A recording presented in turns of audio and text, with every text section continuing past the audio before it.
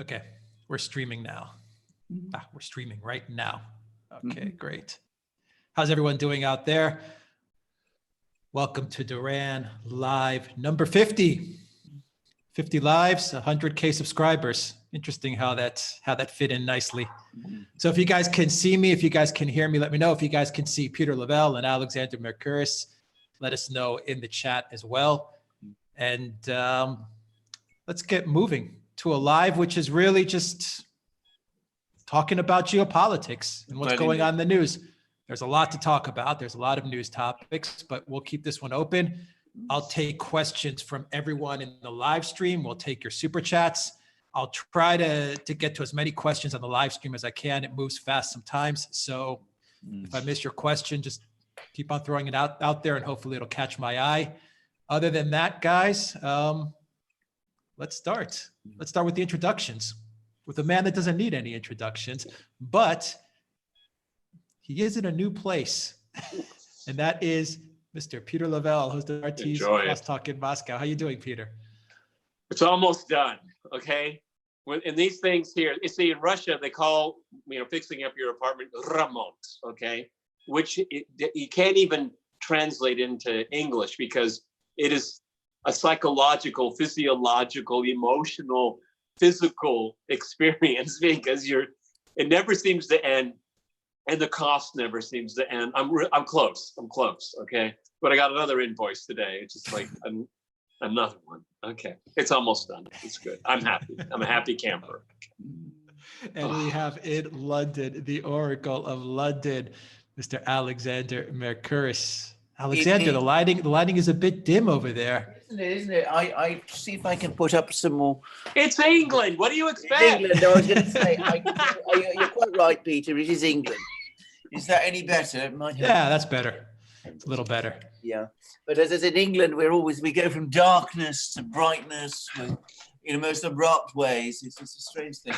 But can I just say, I mean, by contrast to Peter, I have been in the same dark place or bright place as in alternatives for decades, which is quite unusual here because people do move a lot, but not. And of course, we have all the same issues with what Peter calls remont, as Peter was talking about. But of course, I've not actually had to do it because I haven't really shifted from where I am. That's one of the. Oh, I didn't do any of this. Okay, I just paid for it. Okay, I didn't do any of this. Okay, well, let's see where everyone is joining us from as we wait for more people to come into the live stream. And then, guys, just throw your questions out there and we'll try to answer them as best we can. There's some topics that, we just may not know because it's a big world out there and there's a lot of news going on. But we'll try our best to answer any questions that you have with what's going on in the world today. I think today we could say it is going to be impeachment day as well for Trump. So that should probably be finishing up by the afternoon U.S. time. Yeah. So that's, I think, the big event going on today. Ho hum. Yeah. Ho hum. I look. I want to tell. I think I've already told people this on Crosstalk. Is that, we're all politicos here. We're political junkies. Yeah. I mean, we love this kind of stuff. I don't even keep up with the hearings. It's a total waste of time. I have no idea what they're talking about. And when they bring on experts on Ukraine, well, I know more about Ukraine than all of them put together. Absolutely. Because what they know about is the Ukraine that they've constructed in their mind with the way they want it to be. It has nothing to do with reality at all. No. And so, I mean, did you find that just so striking, Alexander Mercouris? Absolutely. I mean, it was almost morbid. It was surreal. Well, on Ukraine, it was completely surreal. I mean, there is a Ukraine of the imagination and then there is a Ukraine of reality. By the way, and the same is true about Russia. The Russia that they talk about doesn't actually exist outside their own imagination. And I would add the imagination of the various commentators, the various, talking heads you get in Washington and London and all the rest. It's the same about Ukraine. They're two countries that they think they know all about and they know absolutely nothing about. And it's very strange to see this bizarre disjunction, actually. But, on the impeachment, I think you're absolutely right. I mean, one of the things we have to do, as you said, we're political junkies, it's our work, is we have to keep on top of it. We have to follow all of the things that go on. I mean, that involves, for example, in my case, reading in the space of a few hours 474 pages of Mr. Horowitz's report. And he, by the way, writes well. I mean, he's actually a good writer. And he's and well-spoken, I would and well-spoken. Well. But I mean, God help me. I mean, that was a challenge, but it was no comparison to the monstrosity of the Mueller report, which was even longer. I think it was 522 pages and incredibly badly written. But, you know, most people can't be bothered to read this rubbish, and they're absolutely right. I mean, so it falls the media certainly didn't read it. Well, the media certainly didn't read it. And I mean, it's now all falling apart for them because, of course, they spun a narrative around it based on a bit of spin. And then Mr. Horowitz came to Congress and blew it all apart. It just fell apart in just a few words that he said. I must say, his testimony was remarkable. And not only does he write well and is well spoken, but he's actually quite skillful at sound bites, which is something that I did not expect. Most people in his position are not. Okay. Let's see where people are joining us from. Let's see. We have James. Good video and sound quality. Thank you, James. Reckoning is from Thailand, from Greece. Love from Oman. Sam, congrats from Manchester, UK on the 100K and the 50 live shows. Thank you, Sam, for that. Yeah, and that is not puppies and kittens and porn. Okay, it's hard work. Hard work. 100K, we earned it. Okay, all original material. Yes, okay? we couldn't have done it without. We couldn't have done it without our viewers. I just wanted to plug the guys. I know, but the viewers, it's the viewers that we do it for, and that's what really sustains us. Okay, Mohammed, hello from Oman, hello from Chicago. Hello, Liz, how are you? From Rosanna, from Switzerland, Wisconsin, Essex, Odessa, Ukraine. Hey, Jack, how are you? From Algeria. How are things going in Algeria? From Parma, Northern Italy, of course. How are you doing? In Italy, Minnesota here. Where else? Alex, hey, Fabian, how are you doing over there? Northern Quebec. Okay. Let's see. Let me try to get some questions in here from the live stream. Hello, Valley. How are you? And let's see what people are looking to have us talk about. So just throw your questions in the live stream and I'll get to them. Let's see. How will Trump's executive order banning and any anti-Semitic speech affect the U.S. First Amendment guaranteeing free speech? It's going to be challenged. That's the executive order that he did the other day. Yeah. It will be challenged because the First Amendment does protect. I mean, let's cut to the chase. The biggest irony is that with this executive order, it means something that is truly bizarre. Is that you can criticize your own country as Americans all you want, but as an American, you can't criticize Israel. That's essentially what it gets down to, and it's bizarre. And it will be challenged in the courts. It's unconstitutional. It's against the First Amendment. Yes. Do you think it'll be enforced at the universities, though, guys?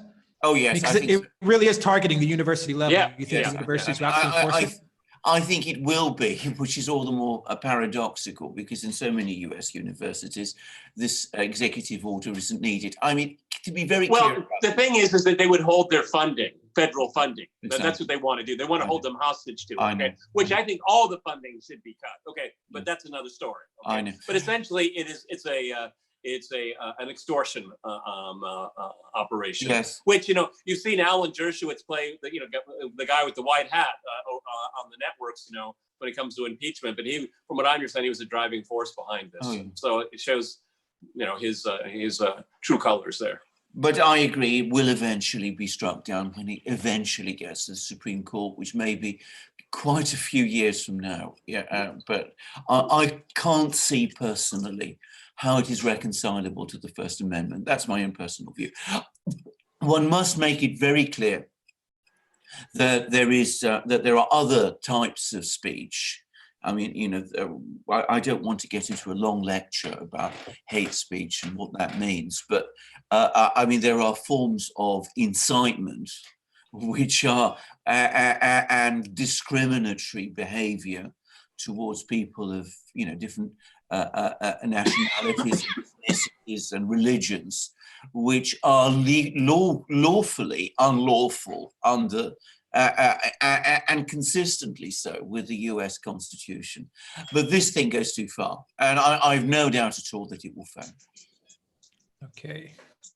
Actually, just to be really a real stickler here, there is the Supreme Court has already ruled that there is no such thing as hate speech. That's a political spin from the left. And number two, there are some forms of commercial law where you are compelled to use certain phrases because they are universally accepted in commerce and trade. Okay, I'm really quibbling here, but I mean, you have to use. I mean, for contract law, you have to use these terms because they're widely understood. And if you use different terms, it could be you could go into the area of fraudulence, of not being transparent. So I mean, it's very, very specific in what the courts have said consistently. Oh, absolutely. When it comes to freedom of speech, this is another thing. You know, we talked about Trump's decision to move the American embassy to Jerusalem from Tel Aviv. Trump's decision to recognize Israel's illegal claim of sovereignty over the Sinai. And now we come to this issue about boycotting Israel. And they all have one thing in common. For Trump, it's an easy giveaway. He doesn't see the downside of it, okay? Because it seems pretty clearly to me from people in the know is that the US through Pompeo and others have basically told Israel, don't try to pull a preemptive war against Iran, because we're not going to do that. We're not going to be behind you. Now we'll give you everything else you want.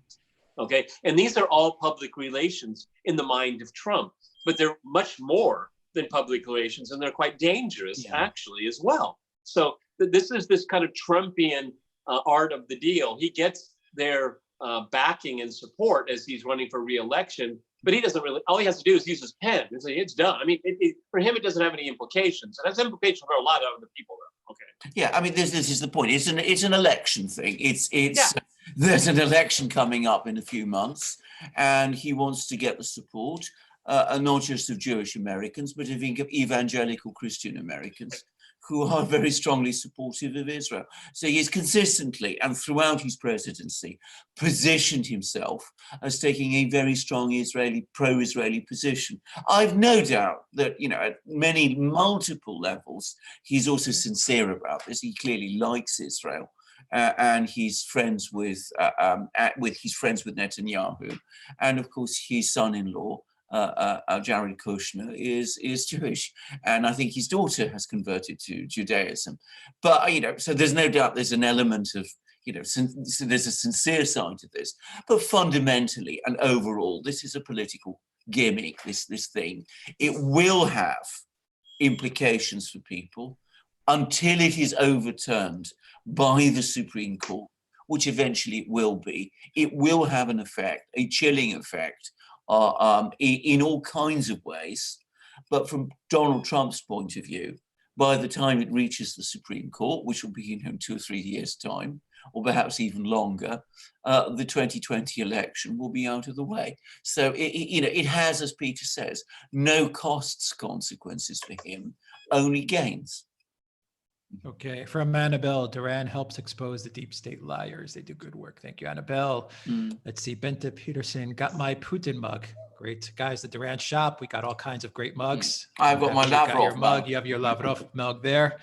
Let's see, that Duran from Path to Autonomy. When will Assad take back all of Idlib?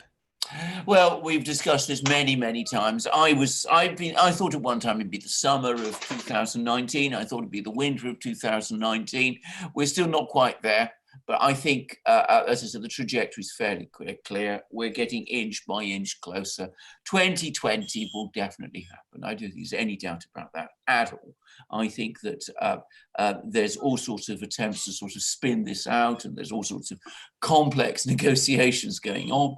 But Putin is going to Turkey in a few weeks. He'll be there for the opening of the Turk Stream pipeline. He and Erdogan have been talking about many things recently. Erdogan is in all kinds of difficulties with the Americans at the moment. He needs Putin's support. We will see a further deal done over Idlib. I have no doubt about that whatsoever. Okay, from Paul, your transcriber. A face-saving deal. Yeah, face-saving deal. Yeah. From Paul, our transcriber for our ebooks. Yes, ebooks are on the way. 2 ebooks. They are. Yeah. They will be hopefully dropping in the next couple of days. Yes. So we will let everybody know when those ebooks drop. There will be one on Ukraine Gate and one on Epstein. Yes. So keep an eye out for those ebooks. And Paul does a great job with the services he provides. So Paul, throw your link out there for people to find you. Paul is top quality. Top. Let's see. Let's go to the questions to see what else. Questions from Sam. Does Bojo majority plus Trump second term equal the end of the NHS and a major hike in prescription costs due to the introduction of US trademarked medicine in the UK? This is a major debate issue here in the United Kingdom. I mean, it was actually brought up in the general election. The problem for Jeremy Corbyn, I think it's a thing that could have gained traction in any other election, but it didn't in this one, because the whole argument centered on Brexit, and Corbyn was in a very weak position on Brexit. I expect and anticipate that this issue of the NHS, which is, by the way, not in good shape, it's been badly hit by the austerity programs, that's going to rise in importance over the next few months. And of course, anybody who assumes that the NHS will not be part of negotiations between Britain and the United States on a trade deal, I'm afraid with Donald Trump, everything is on the table in a trade deal. And if you rely on his assurances, then I'm afraid you're most likely going to be disappointed. So I expect it will be on the table, but I would have thought that the Conservative government and Mr. Johnson understand very well that if they start to allow American insurance companies, for example, to become involved in the National Health Service and take steps in those negotiations that will undermine the National Health Service or compromise it even further than it already is, that will go down extremely badly with the British electorate. And without putting discussing the election too deeply, I think there has been a tendency to overstate the size of the Conservative victory. Mr. Johnson didn't win many more votes than Theresa May, and his majority is 80. It's a strong majority, but we're not looking at the kind of majorities that Margaret Thatcher had in the 80s or Tony Blair got in 1997. Tony Blair's majority in 1997 was 179. So that's what a real landslide is. Okay, from Matt's Olin, question, what's going on? I guess he has Nord Stream 2 question mark. So any news on Nord Stream 2, guys? Yes, I mean, anything? Yes, can I just deal quickly with that? I'm sure Peter has much to say. The work on the pipeline is almost finished. It might even be finished by the end of this year, laying the pipes and doing all that. There'll be various technical things to do, but the anticipated date for gas to start flowing through it is around May or June. In the meantime, our friends in the US Senate and in Congress are working hard to try to sanction European companies that participate in Nord Stream 2 as part of the last desperate attempt to stop it. It's not going to work. It is infuriating the German government. There's already been calls in Germany for retaliatory action. I have absolutely no doubt that Nord Stream 2, which is essentially a done thing, will be in full operation by the end of next year and will be in partial operation halfway through next year. Yeah, I have almost nothing to add to that. Is absolutely correct.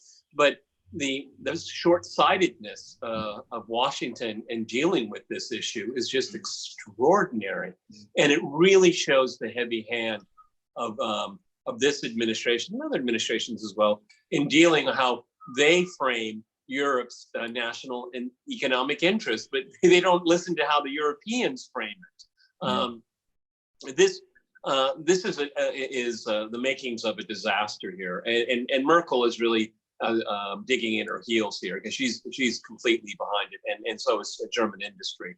So if you want to alienate the Germans even more, keep trying to take their energy sovereignty away from them, and plus, Germany will be a hub for other countries in the European Union, and so this is a boon for Germany. They're not going to give this away without a fight, and they will fight, and they will win. Yeah, and it will show that this using sanctions as a political weapon is very, very dangerous. You should use it very selectively. And what we've had over the last two administrations is just doing it greedily, just time and time again.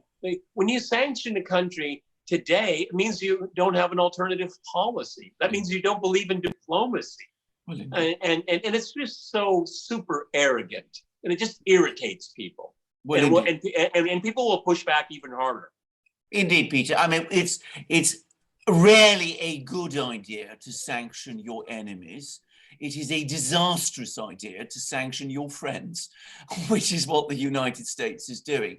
I mean, it's almost the worst possible mistake they could make. And of course, what it is doing also, and I have quite a lot of knowledge of Germany. I mean, a lot of people in Germany, finding themselves being sanctioned, are now questioning all the other sanctions that Germany has gone along with towards Russia and all those things that Germany's been doing. So, I mean, it is unwise and reckless at so many levels, but it's part of this disconnect that we were talking about earlier in the program between reality and fantasy that you get in Washington. Okay, from Tessati, why is Turkey interfering militarily in Libya? We did a video on this. Well, we did indeed. I mean, I think it's a combination of three things. Erdogan's extraordinary ambition. That's, I think, the most important thing. I mean, almost megalomaniac conception of Turkey as this great, East Mediterranean power. But he does it because he can do it. Oh, well, to go along with your argument there. Yeah, I mean, to an extent he can. I mean, he's going to run up with all kinds of problems if he gets mixed up in Libya too much. But the other thing is there are domestic reasons. I mean, Turkey's economy has gone through a bad patch. His popularity has fallen, and he needs the support of his electoral base, which is Islamic. And so he is backing the Islamist government, which the Islamist-dominated government in Tripoli, which is connected to the Muslim Brotherhood, which his own ruling party is also connected to. So there are, a mixture of practical reasons, and as I said, his general tendency, his desire always to emphasize what a supposedly strong country Turkey is. But it's really interesting. I'm actually reading a book right now about the end of the Ottoman Empire. And it's a really good book. And Egypt plays a very important role in the Ottoman imagination. Because when it became a colony, when Egypt became a colony of the British Empire, Egypt's Muslims still recognized the caliphate. The Ottoman Caliphate. And so they had this kind of parallel allegiance, okay? Because they were colonial masters, but in the realm of culture, society, and religion, they still looked to the Ottoman Turks. And I'm still reading the book. I'll tell you the end when I get there, all right? But I just want to point it out, is that if some people think that this is just Erdogan just being a megalomaniac and just going there because he can go there, it is part of the Ottoman imagination of their world system. Okay, so in a way, they're telling the Egyptians, we have not forgotten. Okay, from Claudine. Hi, guys. Do you think Poland's judiciary independence move will go? The EU has tried stamping on it, as far as I can tell, due to sexual discrimination over retirement ages of male and female judges. Do you guys know anything? I don't know the detail of this, but I mean, the fact of the matter is that the Law and Justice Party in Poland has been concerned, rightly or wrongly, justly or unjustly. It believes that the previous ruling party, Donald Tusk's party, gained a very strong hold on many institutions within Poland, including the judiciary, and that he tried to move the judiciary and the institutions in a direction, a liberal direction, which the Law and Justice Party sees as somehow inimical to Polish traditions. So they would argue that they're trying to right the balance. The European Union sees this, and a lot of people in Poland see it as, on the contrary, the Law and Justice Party trying to reshape Poland in its own particular political image. The one thing I must point out, and it's an inconvenient fact that many people, I think, always choose to ignore, is that the Law and Justice Party is popular in Poland. It has just won a major parliamentary election victory. I mean, it is its policies which combine what you might call a social democratic economic and social policy, welfare policy, with conservative Catholic religious policies, seem to be very popular with many Polish people. And I think this is something, I mean, the European Union doesn't like its economic policies because, frankly, the European Union always prefers more laissez-faire, non-interventionist, free market, globalization policies. And of course, it doesn't like its social policies either. So you have always this conflict between Poland and the EU, which is playing out. But again, let me stress again, the government itself in Poland is popular. There are many things about it I disagree with profoundly. I think its foreign policy, which I know much more about, is completely wrong. But in terms of its internal domestic policies, those are popular, and the government itself is popular. Peter. Yeah, just to add to it, I think it was a very good characterization, is this that the current government in Poland, they see the judiciary as a backdoor that the EU wants to use against Poland. I mean, they can't do much about their domestic social policies, okay, but they can become some kind of impediment or a break on those policies through the judiciary, and that's what they see the EU. They see Brussels as doing a Trojan horse with their judiciary, and that's an element of that. And I think the way Alexander Mercurius described the social and economic and maybe the cultural, there's a very specific mix there in Poland, and it's very real, and it is popular. Mm-hmm. So I know a lot of Poles, and I would tend to agree with them, that the EU is overstepping. Okay, and that's the problem here. Okay, from Pietro, will NATO ever be just a memory? What do you guys think? Hopefully in my eventually lifetime. it will, Yeah, one day. Well, hopefully in my lifetime. Yes. A bad memory. A bad memory. but we're not there yet. Okay, we're not there from yet. Susan, will Boris Johnson deliver a real clean break Brexit? Well, he's taken some rather strange steps, or rather interesting steps, perhaps I should say, which is that he said that he wants a free trade deal, or a deal of some kind with the EU by the end of 2020. And he's now saying that he's going to pass legislation that will enshrine that date in law. In other words, that Britain must have this agreement by 2020, by the end of 2020, or if it doesn't, there will be no agreement. It will, remember, already have left the EU at that point, and we will find ourselves in a clean break Brexit situation. So that's what he's saying. I come back to what I've said previously, earlier in our program. His position is more fragile, I think, than some of the commentary makes it look. Most of those votes he won, and most of those Labour seats he won, which were Leave seats, are loaned to him. People, they went over to him because people said, he said to them, I will deliver Brexit. I will get Brexit done. He doesn't give them the kind of Brexit those people want. They're perfectly capable of dropping him again and going either to, perhaps to Nigel Farage and his Brexit party. Okay. All right. Well, okay. From what I understand, Alex, is that Brexit Party didn't win one seat. No. Explain that. Well, because we have our very interesting constitutional and electoral system, which is, by the way, not so different from the way you elect people elect representatives to the United States Congress. A general election in Britain is called a general election because what it is actually is elections in 600 parliamentary constituencies. Each constituency elects an MP. So it's a kind of mini election that is happening in each one. Now, that kind of system, almost in that kind of system, winner takes all. First past the post. First past the post.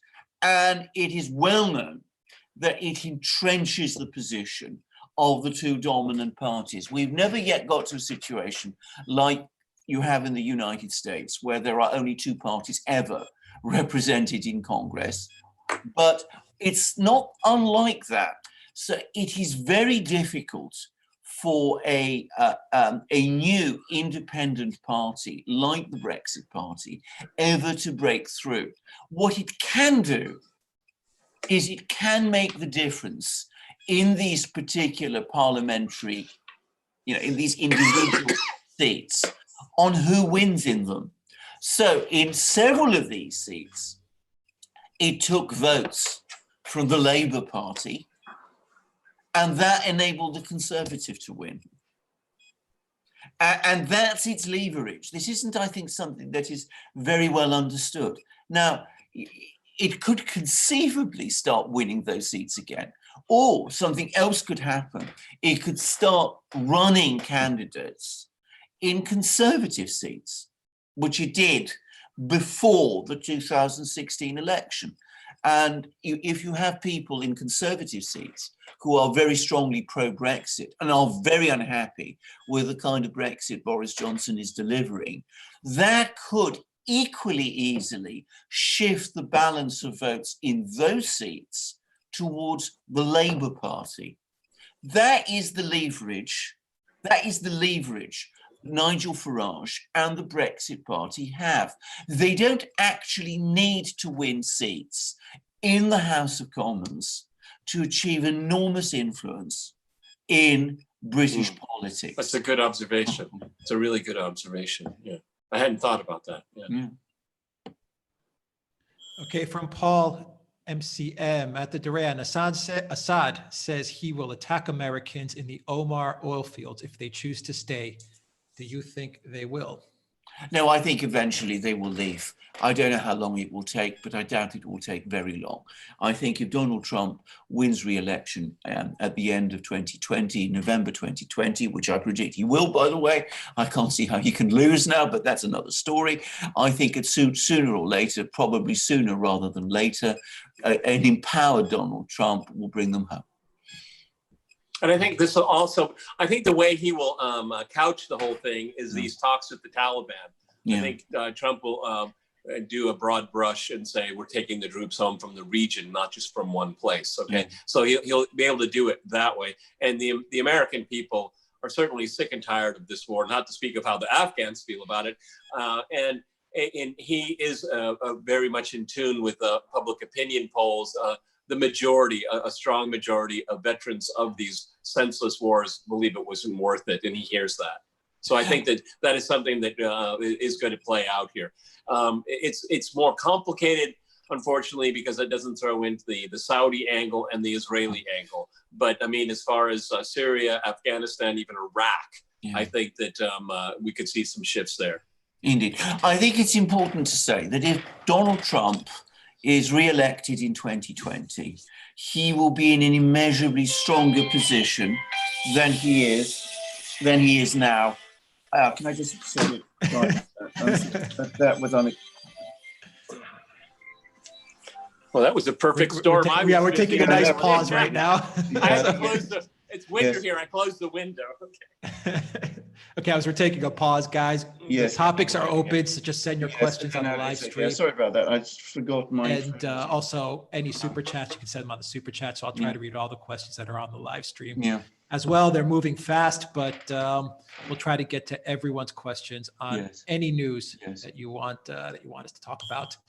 Let's move on. The next chapter says, what would happen if the U.S. stopped sending money everywhere? Just stopped. Mm-hmm. Okay. Well, all right. Well, let's unpack that. Does that mean foreign aid? All foreign aid should be cut, all of it. And there's very strong academic research and evidence is that foreign aid only encourages corruption. It may be an incentive for certain policy initiatives that Washington supports, but the downside of it is that it encourages corruption. So the irony of this whole thing with Ukraine is that, was fighting corruption, actually it added to it, okay? And the U.S. became, and its carpetbaggers became a part of the mix of corruption in Ukraine. So again, when I hear all these talking heads talking about Ukraine, they just simply don't know what they're talking about. Mm. Absolutely. I mean, I agree with this, actually. I mean, the U.S. foreign aid budget, I mean, if we talk about Ukraine, it's a revolving door. Money goes into Ukraine from the United States, and it goes straight out of Ukraine into the foreign bank accounts of all sorts of people, some of them Ukrainians, some of them Americans. I mean, that's what Paul Manafort is in prison for. $1 trillion has been spent on Afghanistan. And what is there to show for it? Nothing. Absolutely nothing. Now, Donald Trump has made his skepticism about foreign aid entirely clear. And I am sure that he will start to take steps to rein it in if he is re-elected in 2020. And what I just wanted to say before I was so abruptly interrupted was that if he is re-elected in 2020, his political position will be all but unassailable. The Russia collusion thing will have gone. He will be the re-elected president of the United States, and the Democrats will have shot their impeachment bolt, and it will have missed. You can't realistically hope to impeach the same president twice. I mean, that is a crazy idea. And I think even Pelosi and Schumer and Schiff and co understand that. Okay, from Sachin, do you guys think India will be sanctioned by the US on the S-400 deal? Well, quite possibly. Yes. And already they're getting angry about this. And again, we see the self-defeating nature of US policy, because I mean, there was this big effort. I mean, I read articles about this in the Duran, I remember, right at the start of the Duran when we first launched it.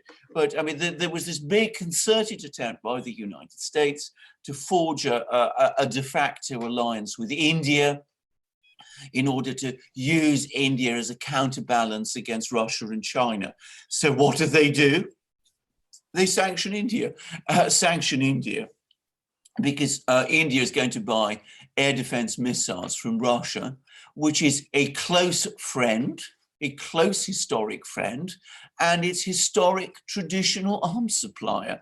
I mean, there's absolutely nothing novel about this Indian missile purchase from Russia. It completely defeats the entire object of US diplomacy. It suggests a sanctions machine in the United States, which is now completely out of control. Okay, from Ziphius, will Putin support a sharing of the Aegean or Cyprus by Turkey and Greece? Will Putin support sharing? No, he won't do that. I mean, first of all, I don't think he will want to get himself and Russia involved in a quarrel where Russia has no direct interests.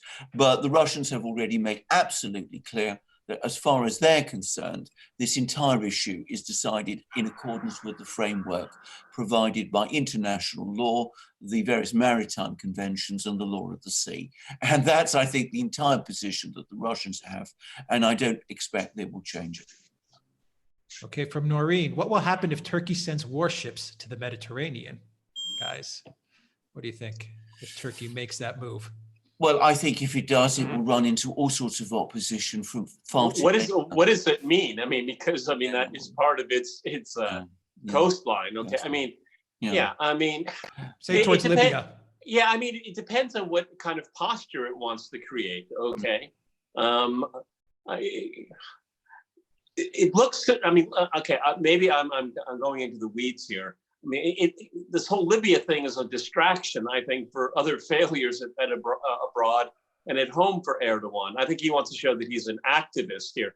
I think everyone on the international stage is wary of what's going on in Libya because it looks like it could go any way. All right, and I think even the U.S. and the Russians feel that way as well. So is Erdogan looking for a space? Maybe. Okay, I think we need to let this play out a little bit more to see where it's going to go. Yeah. Okay, from Jay Van Hogen. Question, as a Dutch citizen, what can I do legally to force my government to stop supporting foundations like those of Soros and Clinton? They're using national lotteries to donate and call it charity. Well, I'm afraid I don't know. I mean, I don't know whether... Well, don't participate, number one. Okay. Yes. Or try to vote them out, I suppose. I mean, I'm not really familiar enough with Dutch internal politics to be able to say. Sometimes in some countries you can bring court. Yeah, but Soros has his hands in just about every country, Alexander. Well, indeed. Well, indeed. I mean, the only thing I can say is vote for those people, if that's what you want to do, who are opposed to those things. Whether you will be successful, I don't know. But anyway, that's what you could do. What you could try to do. You can try to do. From Juan Pablo, your thoughts on Chile and Latin America? Yes, I haven't heard very much about what the situation is in Chile at the moment, but of course there were big protests and strikes there earlier in the year. I mean, I think the thing to say about Latin America is, and it's a point I have made many times, it is a continent where there are huge social divisions and where economic management and governance has never been very good. Yes. So you have these recurring cycles of economic crisis and political crisis that are going on at the same time. So I'm sorry if I'm sounding a little bit, like rather than dealing with the actual crisis itself in Chile, all of these places, I'm sort of taking a sort of general sweep, but I've seen this thing, these protests in South America play out so many times before. And unless and until there is a fundamental change in the way in which these countries are run, I predict that there will be another cycle before very long. Yeah, I mean, this is all part and parcel rejection of neoliberalism. Yeah. Okay, and the elites hide behind this because it's something that Washington wants and promotes, because it's at the expense of other, the indigenous people, ideas from the left, which, I'll surprise everyone, for primitive accumulation to bring tens of millions of people out of poverty. Socialist programs are probably the right idea at that point in time. Okay, create a middle class, then promote entrepreneurship. Yeah. Don't overregulate. But what happened in Bolivia, for example, Morales, I mean, they got rid of him not because he was doing something wrong, it's because he was doing something right. Yes. And he was rejecting the neoliberal ideology in practice. Okay. At a certain point, and I think, I'm very sympathetic to Venezuela on many different levels, but I mean, it's a pretty corrupt place, and this is what you get.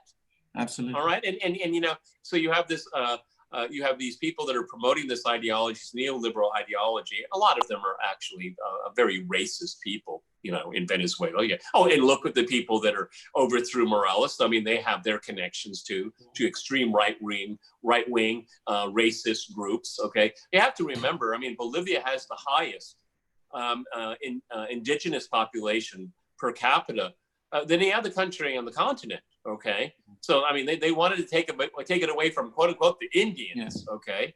And Morales is very, very popular. I think he shouldn't have run for another term. I think he should think of the big L word, legacy. But overall, it's all across it's not only in South America, it's all around the world. There's a rejection of this going on. Yes. And add to it, you have a high level of youth participation. You have, and people generally don't revolt because they're in despair. They revolt because there is the prospect of bettering your life. Okay, heightened expectations is part of this mix as well, and so and of course there's the outside meddling when you're having another outside country, the United States and its allies in Europe, wanting to call the balls and strikes of local politics in these countries. All of this altogether is one big F mess. Okay, absolutely.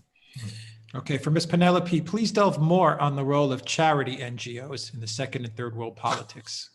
Charity right, NGOs, the Clinton Foundation. Right. Well, can I just, before we could preface this, I mean, there are some charity NGOs that I think are generally well-meaning and well-intentioned overall. I mean, I will give an example, which is Oxfam, which is an important charity organization that does a lot of good work in many parts of the world, disaster relief, and that sort of thing, and which is British based.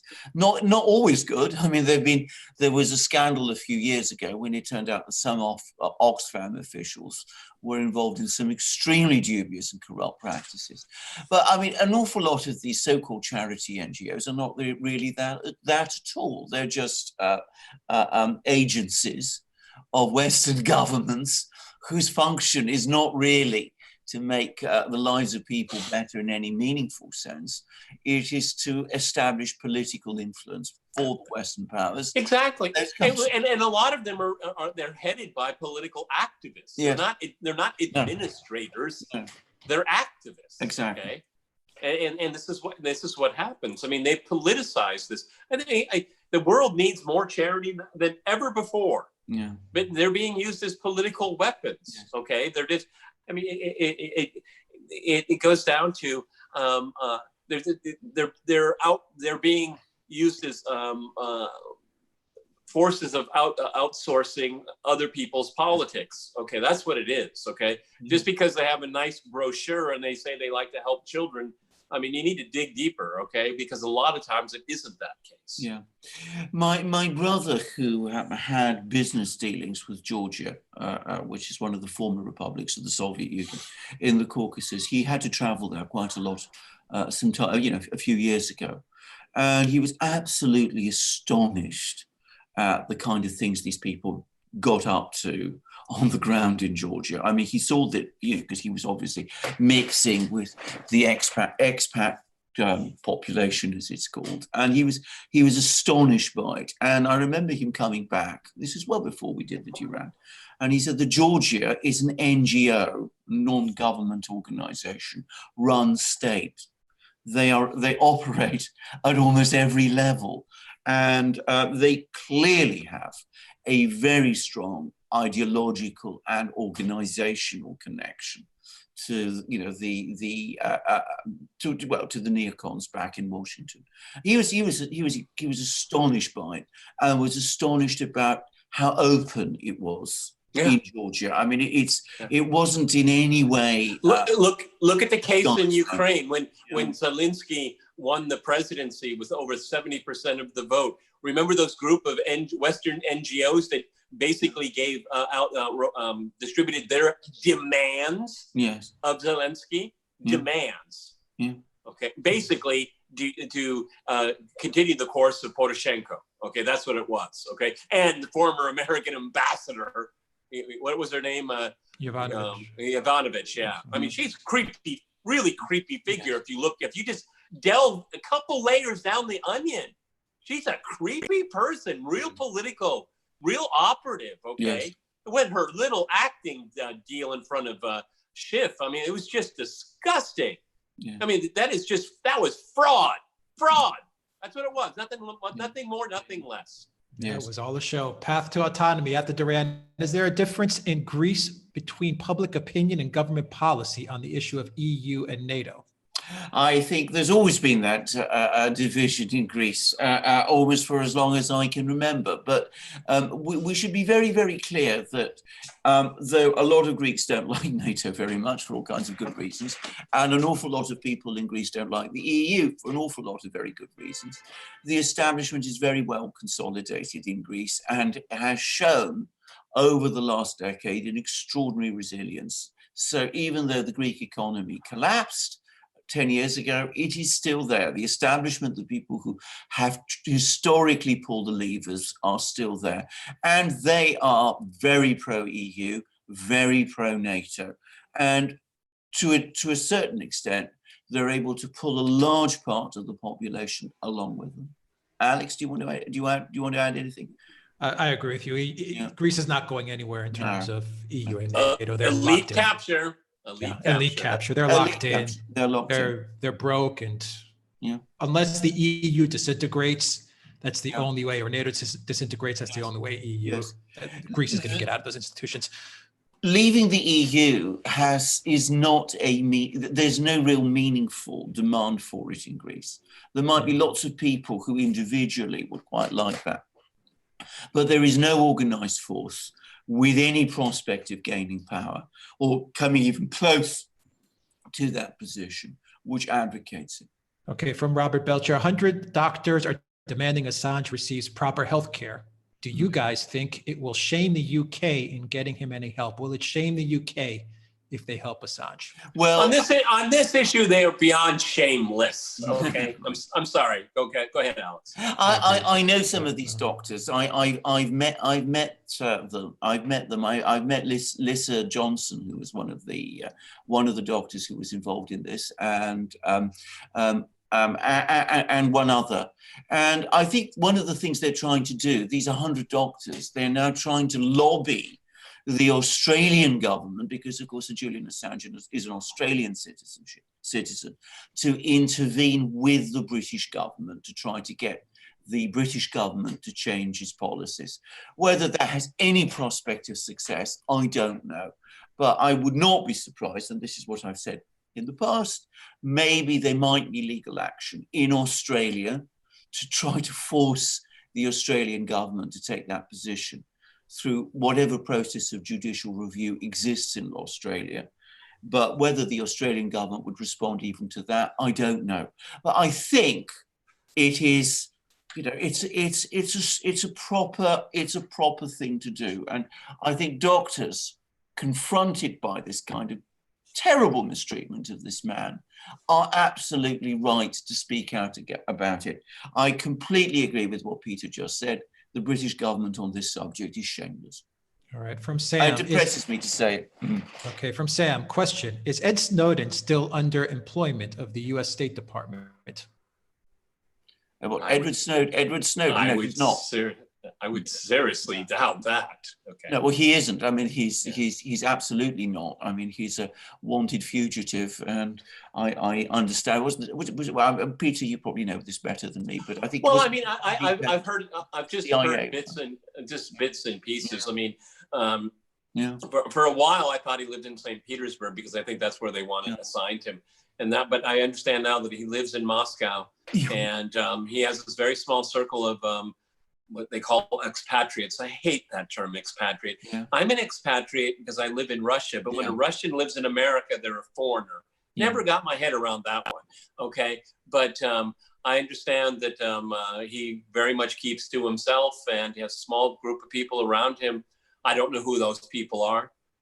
Don't have a clue. I'm not in that circle, okay? So, but saying or implying that he has a connection with the U.S. government, I think is really wild speculation. Yes. I mean, what they would like to put him in the darkest dungeon that you could conceive of, and maybe he could share a cell with Julian Assange. I mean, that's the best he could hope for.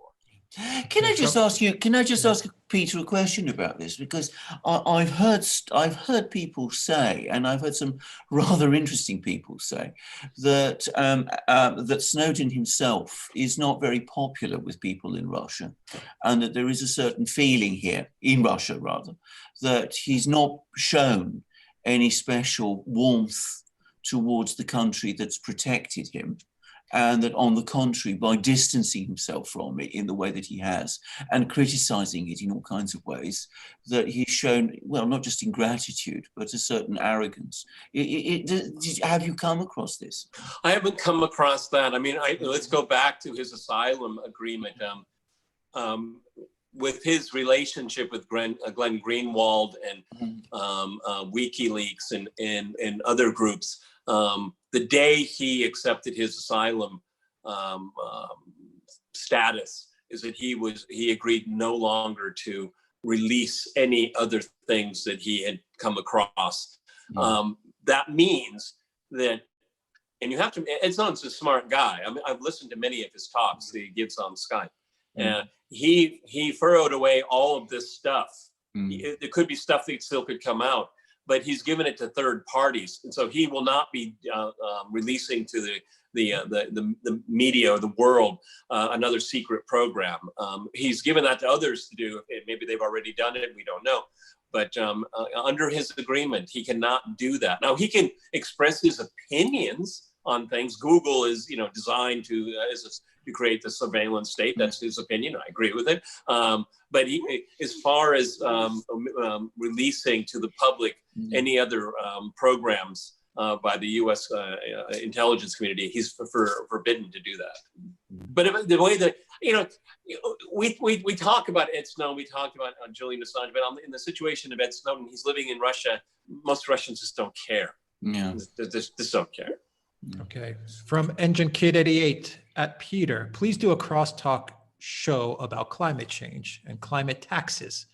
Invite a PhD level guest who says it's fake. Well, I will bring on as much of a broad spectrum opinion on this. Okay. I mean, I will tell everybody my position on this, and I don't want to sound snide or short-sighted, but more and more often on Crosstalk and on these podcasts, I would begin to portray my age. Okay, Alexander Mikiris, remember the climate catastrophe mentality of the 1970s? Absolutely. Remember the killer bees? Absolutely. Remember the ozone? Absolutely. The ozone hole. I'm just trying to make a point here. Yeah. Okay. I'm not going to be an alarmist. All right. No. I was trained as an academic historian, and what you do is you look at the evidence. Yeah. But when you look at climate change, you're looking at hundreds of thousands of years, millions of years, and we've been recording the weather, climate for how long? 150 years, and for the first 75, not with great precision. So I want to be skeptical. I mean, I always want to be skeptical, but I have to say, and I think this is no understatement, is that the climate alarmism is an industry that a lot of people make money off of. Okay, this little Greta thing. Okay, I mean, a poster child for alarmism. What does she know? I mean, she's a puppet. She's a paid-for propagandist for her position or position of others. Okay, so I try to show skepticism about this, because the trajectory of this debate that is extremely intolerant is that they want to nationalize the entire global economy, or have corporations take over huge sectors of the economy, and they run it because they'll be eco-friendly. I mean, the prospect of either is terrifying to me. Well, where am I? Where are our viewers in all of this? We're individuals, okay? And so I want to show skepticism. I'm sorry, again, I'll portray my age. All of these people, all of these AOCs and the people that are, their heads are on fire because of global warming or whatever it is that, how many of these people plant trees? How many of these people pick up trash? Hey, AOC, your district is filthy. Filthy. Why don't you go home during the winter break and collect garbage? I'm sorry, that's kind of my level of skepticism. Okay. I can't say, I mean, you put it very well, Peter. I can't say, I mean, I agree with that, basically. Okay, from Maria Ingram. Guys, your thoughts on Amy Dahlia Murrah, a joint UK-US citizen being jailed for calling Anna Sobri a traitor and a chicken, which she is. Do you guys know the story? I have nothing I don't know. about No, this. I don't. Alexander? I don't know it, I'm Okay. afraid. Yeah. Maria sent us a link, and maybe we'll look into it. Yeah, research it out, and I mean, it's the kind of going thing I need to know a bit more about we need to before know I more can about it before we comment. come. But thank you for that question. From Paul R87, do you think Ireland will potentially leave the EU? No, No. not now. The EU is quite popular among the Irish. Absolutely, yeah. Absolutely. I mean, if I may make a point, that the very first time, one of the consequences of the British general election was that nationalist parties won more seats to the British House of Commons than unionist parties. In other words, parties that support a united Ireland won more seats than parties that wanted to remain part of the United Kingdom. Now, that's extraordinary. That's never happened before. And the reason is that an awful lot of Irish people, even in the north of Ireland, who are Protestants and who are historically loyal to Britain, want Northern Ireland to remain part of the EU. Brexit is not popular there. And the reason it's not popular, there's an awful lot of Irish people like the EU. So I don't see Ireland leaving the EU at any time soon. Okay, from Nassim Gilliam, is the US going to war with Iran? No. Well, not before the election, that's for sure. No, I would agree with that. Okay, from Andrei Ivanovich, what do you think about Ukrainian Donbass situation? That's a pretty broad question. That's a vast question, yeah. I mean, should we just quick thoughts as to what you guys think is going on now with that? First of all, it is because everyone focuses on Ukraine Gate and all this stuff, so people forget. They focus on some people's imagination. Okay? Yeah, exactly. I'm glad it's Donbass is being brought up, because how often is it brought up? Well, indeed. Let's begin with the essentials. The Donbass, the crisis in the Donbass is a consequence of the illegal and violent overthrow of the democratically elected government of Ukraine in February 2014 by a right-wing ultra-nationalist faction within using violence, using extreme violence, which wants to impose its own culture and Ukrainian identity on all sorts of regions of Ukraine. Ukraine's a very diverse country, which rejected it. The Donbass, which has essentially a Russian culture. The people there speak Russian. They have strong connections to Russia, and they are and they're Russian Orthodox Christians. Many of them still have, by the way, allegiances to the Soviet Union. It's a sort of left-wingish region. There was an uprising there. It was an uprising that began in Donbass. It was not instigated by the Russian government. The Russian government was taken completely by surprise when it happened.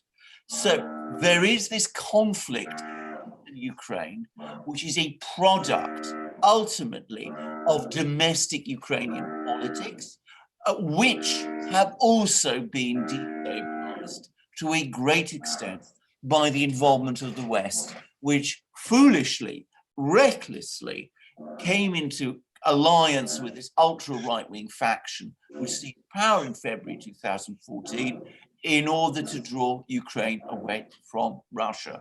Now, what has happened is that conflict has gone completely wrong. That government that seized power in February 2014 proved it couldn't manage the economy well. In fact, it made a complete disastrous mess of the economy.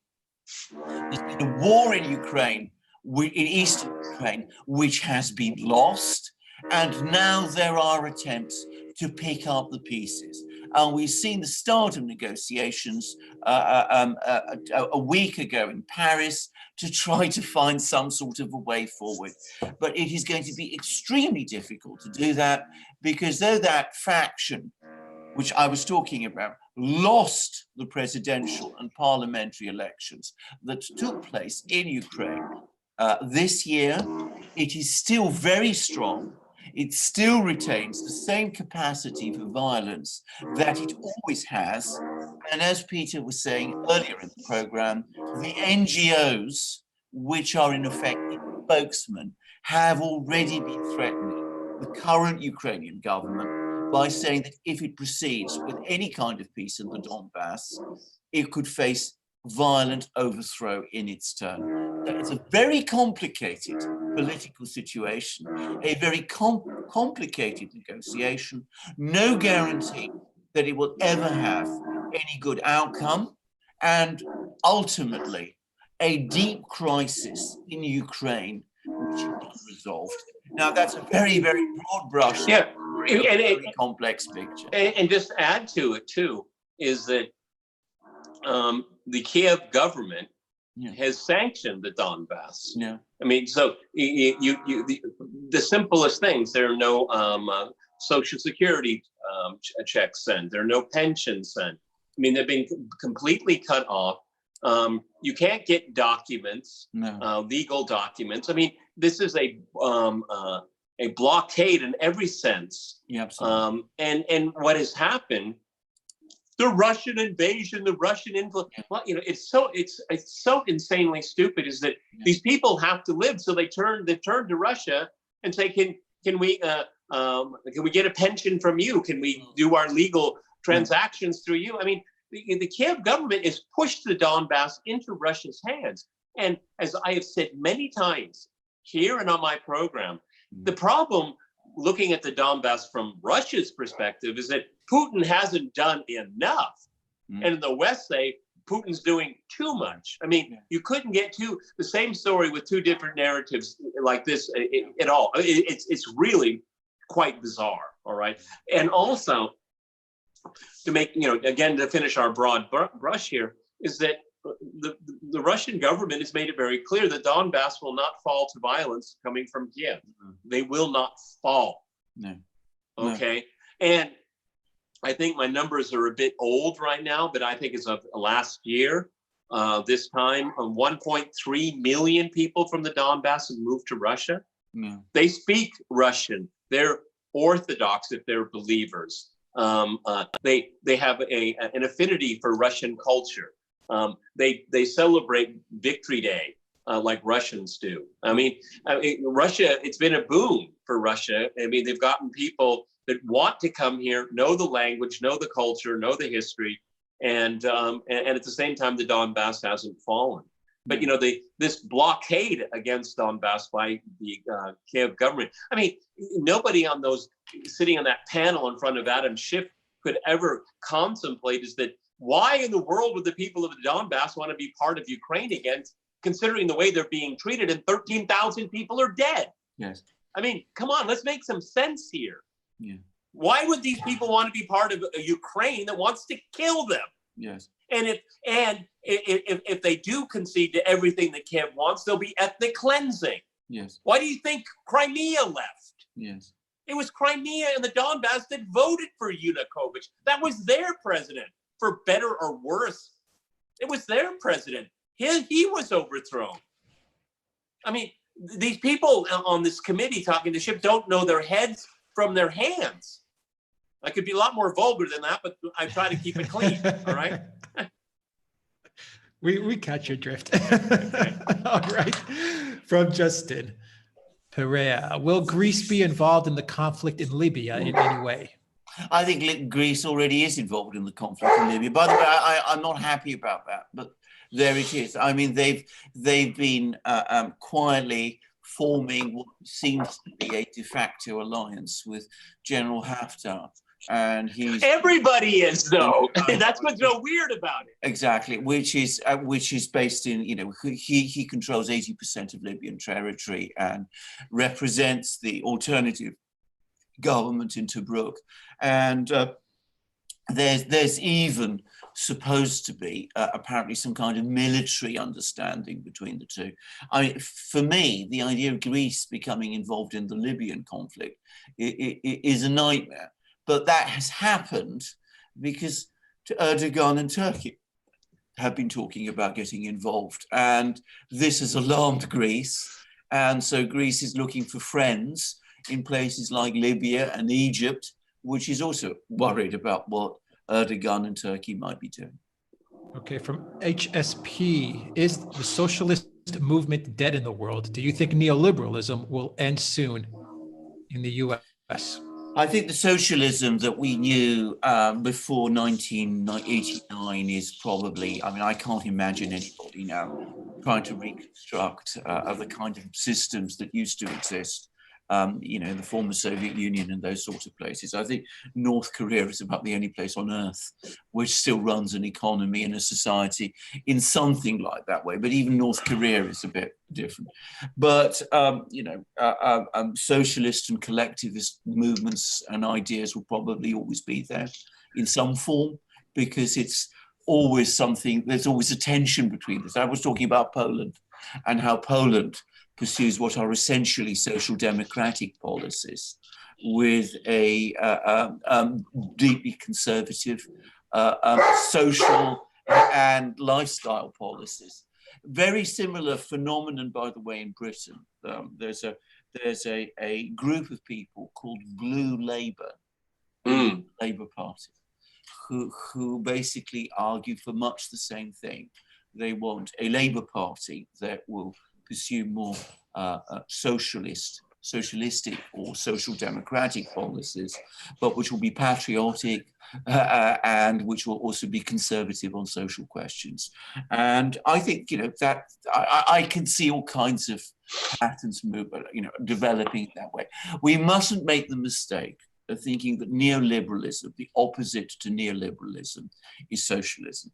That's there are exactly many movements around the world who are also opposed to neoliberalism from all kinds of different ideological and political perspectives. It might be religious ones, it might be, as I said, socialistic ones, it might be all sorts of things. Yeah, and I think also then the paradigm is really neoliberalism versus progressivism, not a traditional form of socialism. Okay, and the interesting thing is that within then when you look have a conservative movement, you have conservatives, you have progressives, and they both, those two, in juxtaposition to neoliberals and neoliberalism, have their own form of populism. So I think that's the interesting kind of mix that we're going into right now. But the traditional old style socialists, I think, are pretty much gone. The top. Yeah, and I think it's evolved in a very different direction.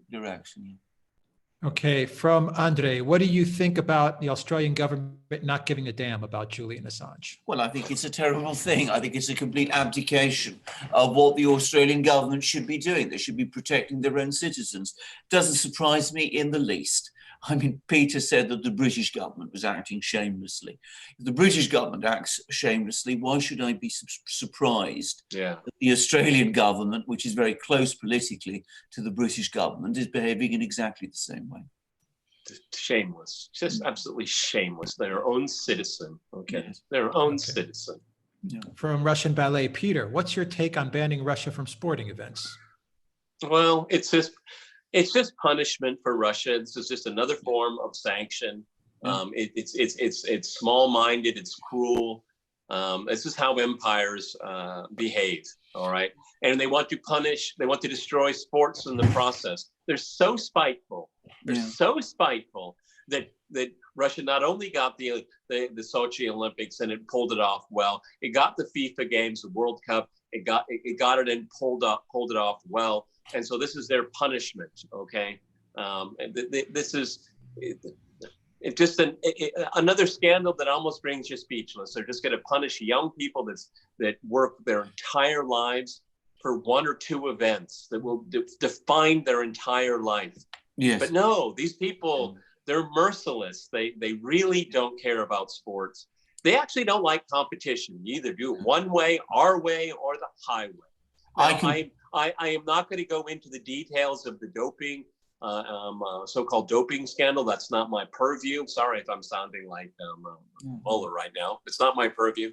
But from a political point of view, it seems really obvious to me. I'm sorry, Alexander McCure. I completely agree with everything you've just said, Peter. I mean, you should. I stole it from you. You said this. I mean, but, I for my sins, I followed this Olympic doping scandal, this whole doping scandal in Russia from the beginning. I just want to make one specific point. The entire reason now, the overt reason, the reason which is being given for banning Russian sports people is not because of anything anybody is doing in Russia now. It is entirely because of what allegedly happened in Russia before 2014. Now, anybody who knows anything about sports knows that 2014 in sports terms is another age. I mean, sports is something that young people do for a relatively short time of their lives. There are very few people in sports in Russia now who have any connection to whatever happened before 2014. Yet they are being punished and are threatened with exclusion and told that they can't compete under their own flag. In other words, they must reject their own identity because some people in Washington and London and Paris and Berlin have a massive animus against Russia. I mean, I think it is a terrible thing. And it really, at many levels, it shocks me. It shows how ugly attitudes to Russia and Russians have become. And I would add that it's deeply racist too. It's very strange how when it comes to Russians, you can do the most discriminatory things against them. And all of these people who go around complaining about racism at every opportunity in the West, when it affects people of every other ethnicity, when it comes to Russians, they just don't care, or they even support it. Okay, from Jonathan, can Peter go on a Trudeau rant, please? No, I'm really having. Has he made any news recently, Trudeau? Thank goodness he's not on my radar. No, I haven't really been following that twerp. But his opposition was weak. He pulled in, but he's much weaker. And he had Christina Freeland removed as foreign minister, which is a wise move. She was kicked upstairs. She's deputy prime minister right now, which effectively means she's powerless. Okay. I mean, the Freeland's parlays into the Venezuelan illegal coup attempt, her Russia baiting, getting involved in Ukraine, annoying the Chinese. Good job, Trudeau. You got really effective people around you. You remember, you're Canada, okay? You're not the United States. You're not Russia. You're not China. You're Canada. No offense to Canadians, okay? It's a great, wonderful country. Actually, it was a really wonderful country until Trudeau showed up, okay? Because it turned into one kind of semantic mess, okay? I mean, what pronoun does he answer to, okay? I don't know. He wears all that crazy clothing around the world and acts like a complete buffoon, okay? Is that good enough for a rant? I loved Trump's tweet at the NATO, Trudeau is two-faced. I thought that was just a brilliant. No, he's, you know what, two-faced. He hit Trudeau right there. He's not two-faced, he's faceless, okay? Because he only has a face when he's talking to an audience that he wants to please. Then he puts on his little plastic, fake, liberal face.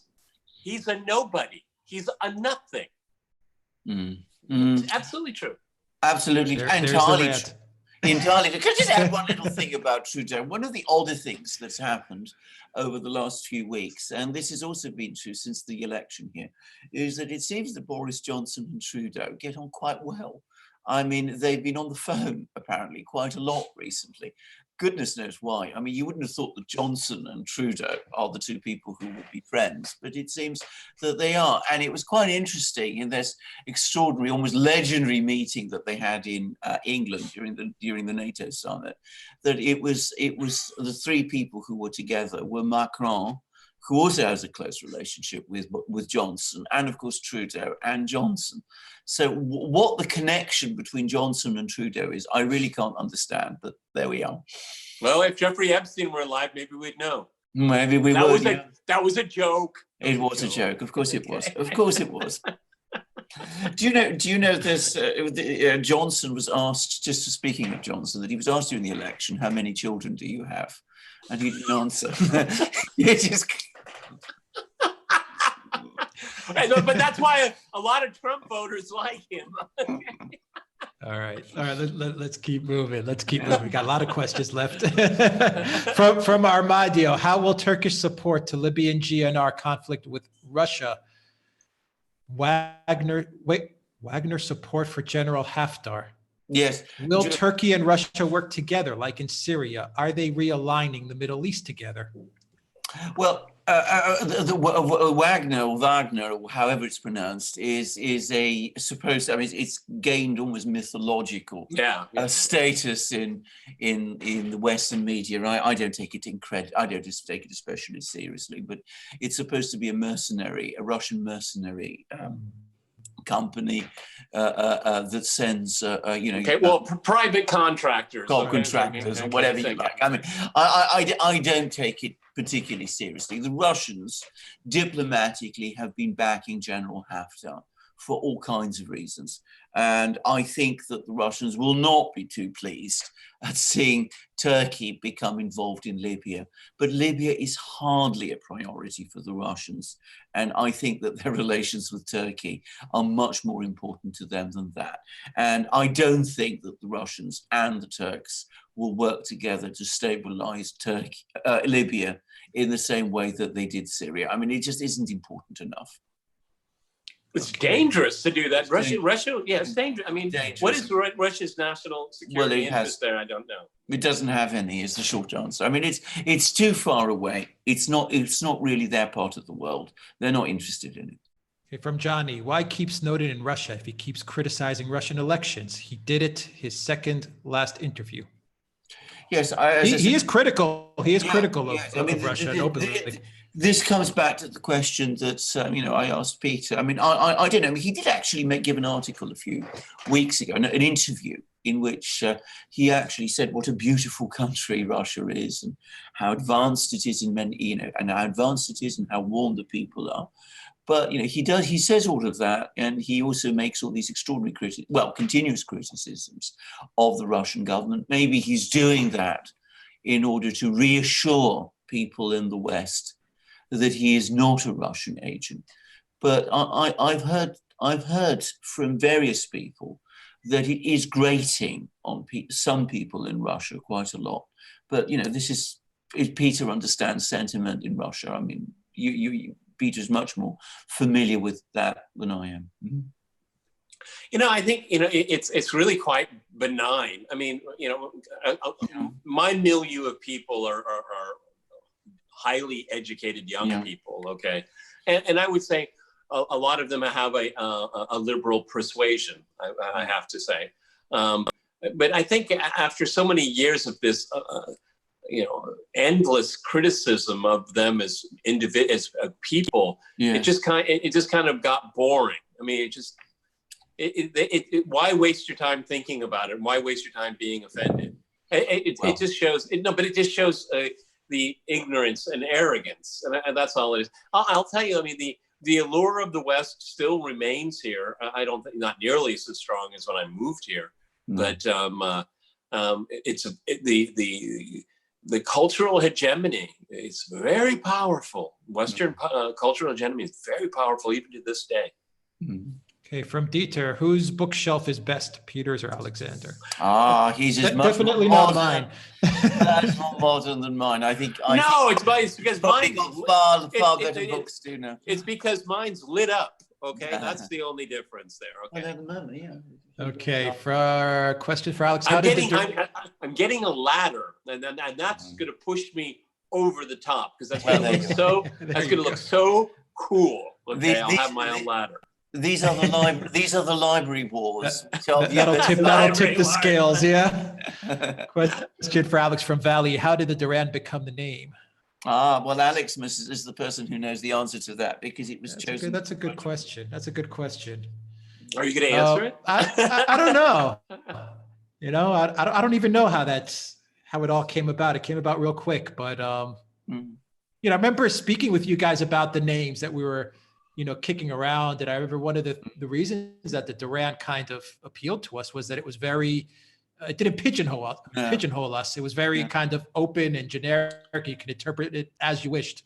So it wasn't like a name with, you know, a country in front of it or something you know, Europe today or something like that. I came up with something with geopolitics. We had a lot of names really kicking around, yeah. And the most important fact of it was that the .com was available. So we bounced on that. See, I'm part of this and I didn't even know that. Okay.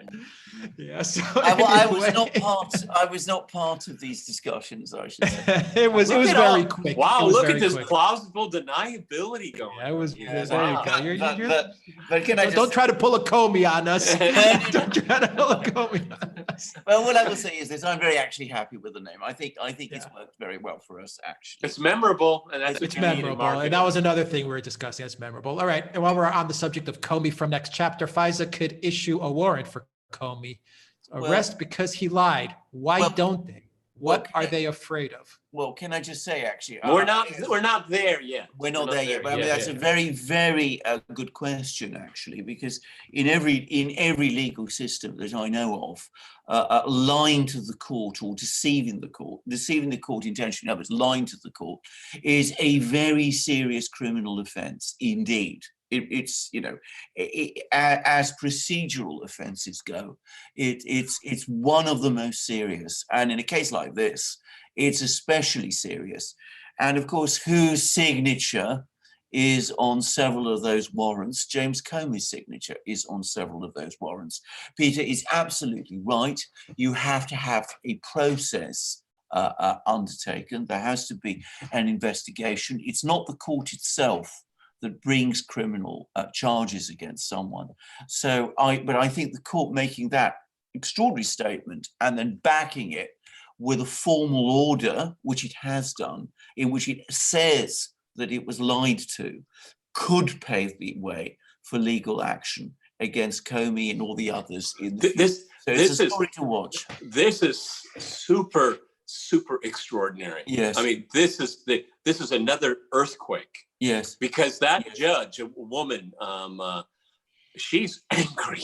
Yeah. And you obviously coming from the court, you want to use measured language, but you can read between the lines. And it's like we need new guidelines by January 10th. Yes. I mean that is a big middle finger. Like it's like, don't even think about going home on vacation. Don't even think about resting. Okay, because this court you're put on notice. Yes. You're on notice. And don't be surprised that the FISA's during the time that Comey was in office, they might revise all of them. Okay, indeed, because Nunez said it. Nunez said it in an interview. Well, I mean, also we need to get rid of this court altogether. Well, this court is just so it is so anti-rights. I mean, there's no adversarial element to it all. It's a rubber stamp. No. Okay, and as it was envisioned, it would be just a straight up, balls and strikes. It would be very, very clear. And I'm sure the ones that put this court together had in the back of their mind, we just hope there are no dirty cops, because that will screw up the entire system. And the system allowed itself to be abused by people like Comey. I think it was open for abuse, and he took it. He abused it. Okay, I really hope he is defrauding a court. I mean, outside of capital crimes. I mean, physical damage and property. I mean, lying to the court is extremely an extreme form of deceit. Indeed. Can I just say, Peter, after that order appeared, I just checked what the contempt of court proceedings are in Britain. Not only is lying to the court treated very seriously as contempt of court. I mean, that can, and it's ultimate. That is a very long prison sentence. But the court normally refers such cases to the Attorney General, the British Attorney General. I would not be surprised. That would go to bar. That would go to bar. That we go to bar. But can I just say something? I mean, first of all, I completely agree with what Peter says about the FISA Court. I think it is clearly unfit for purpose. I think partly the reason they made this statement and rushed out this order was because they sensed that they themselves now are becoming increasingly open to criticism. And I have to say this, everything that I have seen about this FISA warrant, and of course we've not actually seen the warrant itself, but having read Horowitz's report, I am absolutely incredulous that the FISA court itself granted a warrant based on that kind of information. I mean, there were so many holes and obvious contradictions and deceptions in the way that warrant, those applications for warrants were put together, that any court doing its job properly should have seen through them. So, there's lots to be said about this, but Peter is absolutely right. The whole process has basically degenerated. You have an FBI that approaches these applications, certainly in this case, in a deeply corrupt way, and you have a court which is no longer doing its job properly of scrutinizing applications in the way that it is meant to. And I have to be quite frank and cynical about this and say, if you have a secret court in which there is no adversarial system, what can you expect? Yeah. Lisa Page did the interview with Rachel Maddow yesterday, I believe. You had Comey on Fox News. Yeah. Where's Rosenstein? He's completely silent. Yeah. The rats are starting to jump ship. That's the feeling that I'm getting. People are panicking. Lisa Page's interview was... Oh, yeah. She's the victim again. Oh, yeah. Here we go. The same old BS. Okay. But I remember very distinctly, I watched it live when Rosenstein was being interrogated. I don't remember the congressperson that asked him the question, but did you read the file? Because we all know he signed off on it. And he was asked a number of times, but did you read it? And he went back and said, well, we have proper procedures at the department and all. He wouldn't answer the question. No. He rubber stamped it. He didn't read it. No. You can draw that conclusion from his answers, at least in front of Congress, okay? Did you read it? We have proper procedures at DOJ. I mean, deceit. Well, it is deceit, Peter, because of course he read it. He's working with Barr, though, isn't he, guys? I mean, I think Rosenstein was brought together. I remember that press conference we were talking about it, how Rosenstein was, put in his place. I think he's working closely with Barr. I think he's resigned now from the Justice Department. No, but our working theory then and my working theory now is he flipped. Yes. And that's why we haven't heard anything from him. No. I would have thought Rosenstein is in a very difficult position because, to be very clear, he was the Deputy Attorney General of the United States, and he was signing off warrants. He was essentially running it because Jeff Sessions had. He was running it. Yeah, because we had Jeff Sessions out of play when it came to the Russia investigation. Yes. So we will see, but watch this space. I said when it came out that the Horowitz report was dynamite. I mean, there was all that spin trying to make it out that it really didn't amount to anything. It's been fascinating to see how that spin has so completely unraveled. But it was that testimony. It's the testimony. It was the testimony that I think ignited the entire unraveling. Because before, just with the document, just with the report, the text, the press was able to hijack the narrative and just focus on the political bias part. But that testimony on TV by Horowitz blew it completely wide open. Absolutely. But of course, the point to understand is that the testimony derives from the report. That's what I'm saying. It was a great move to have him, speak about it. That was a great move. Absolutely. Yes. Ruby's 200 says Devin Nunez said on Fox that the FISA court knew beforehand about the fake FISA warrants because the Republicans told them about it when inquiring for the Nunez report. As I understand it, because I watched this interview with Nunez, which, by the way, was fascinating. It was the most interesting interview. Nunez has given some very remarkable interviews, one of which was, by the way, in parenthesis, Alex, that he confirmed that some of the sources for the Steele dossier were Ukrainian, something we talked about. But he actually said that, and he presumably knows. He was, after all, chair of the House Intelligence Committee. But what I understand happened was that after the Republicans put together that famous memo in February 2018, setting out all the massive FISA abuse that had happened, they forwarded the memo and they sent some letters to the FISA court. And this correspondence continued for several months, and they never got any response. They didn't get an answer. They not only did not get an answer, they got no response from the FISA court at all. And that was in 2018. And the other thing that Nunez said, and which again is remarkable, is that the surveillance, the sort of electronic surveillance of members of the Trump campaign. By the way, if you listen to Comey, he's trying to argue it wasn't the Trump campaign, it was just 4 individuals. One of the most manipulative and deceitful interviews I have ever seen Comey give, the one he gave to Chris Wallace. But anyway, what Nunez said was the electronic surveillance actually began before the applications for the warrants were made. Yep. That was illegal. And again, the FISA court was informed by the Republicans of all of this. And again, the FISA court didn't respond. So what they were clearly hoping for at the FISA court is that it would all go away, the problem would all go away, and things would all be back to normal. Hillary would be elected. Exactly. Well, but this all happened in 2018, this interplay effective. But what has now happened is that with Horowitz, that's all been blown away. I mean, the whole thing has been demolished, and we see the FISA court now rushing out statements and making orders based on things that it has already known for a year and a half in order to cover its own back. And they're all talking about a stupid conversation Trump had with Zelensky. That's what they're talking about. Wow. They're not talking about this. Just an observation, you guys. Again, with these hearings and all that, I dip in every once in a while. I just cannot spend so much time on it because I don't learn anything.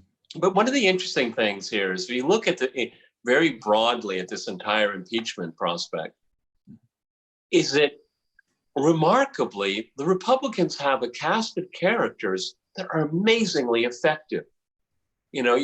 Jim Jordan, Matt Gaetz, Devin Nunez.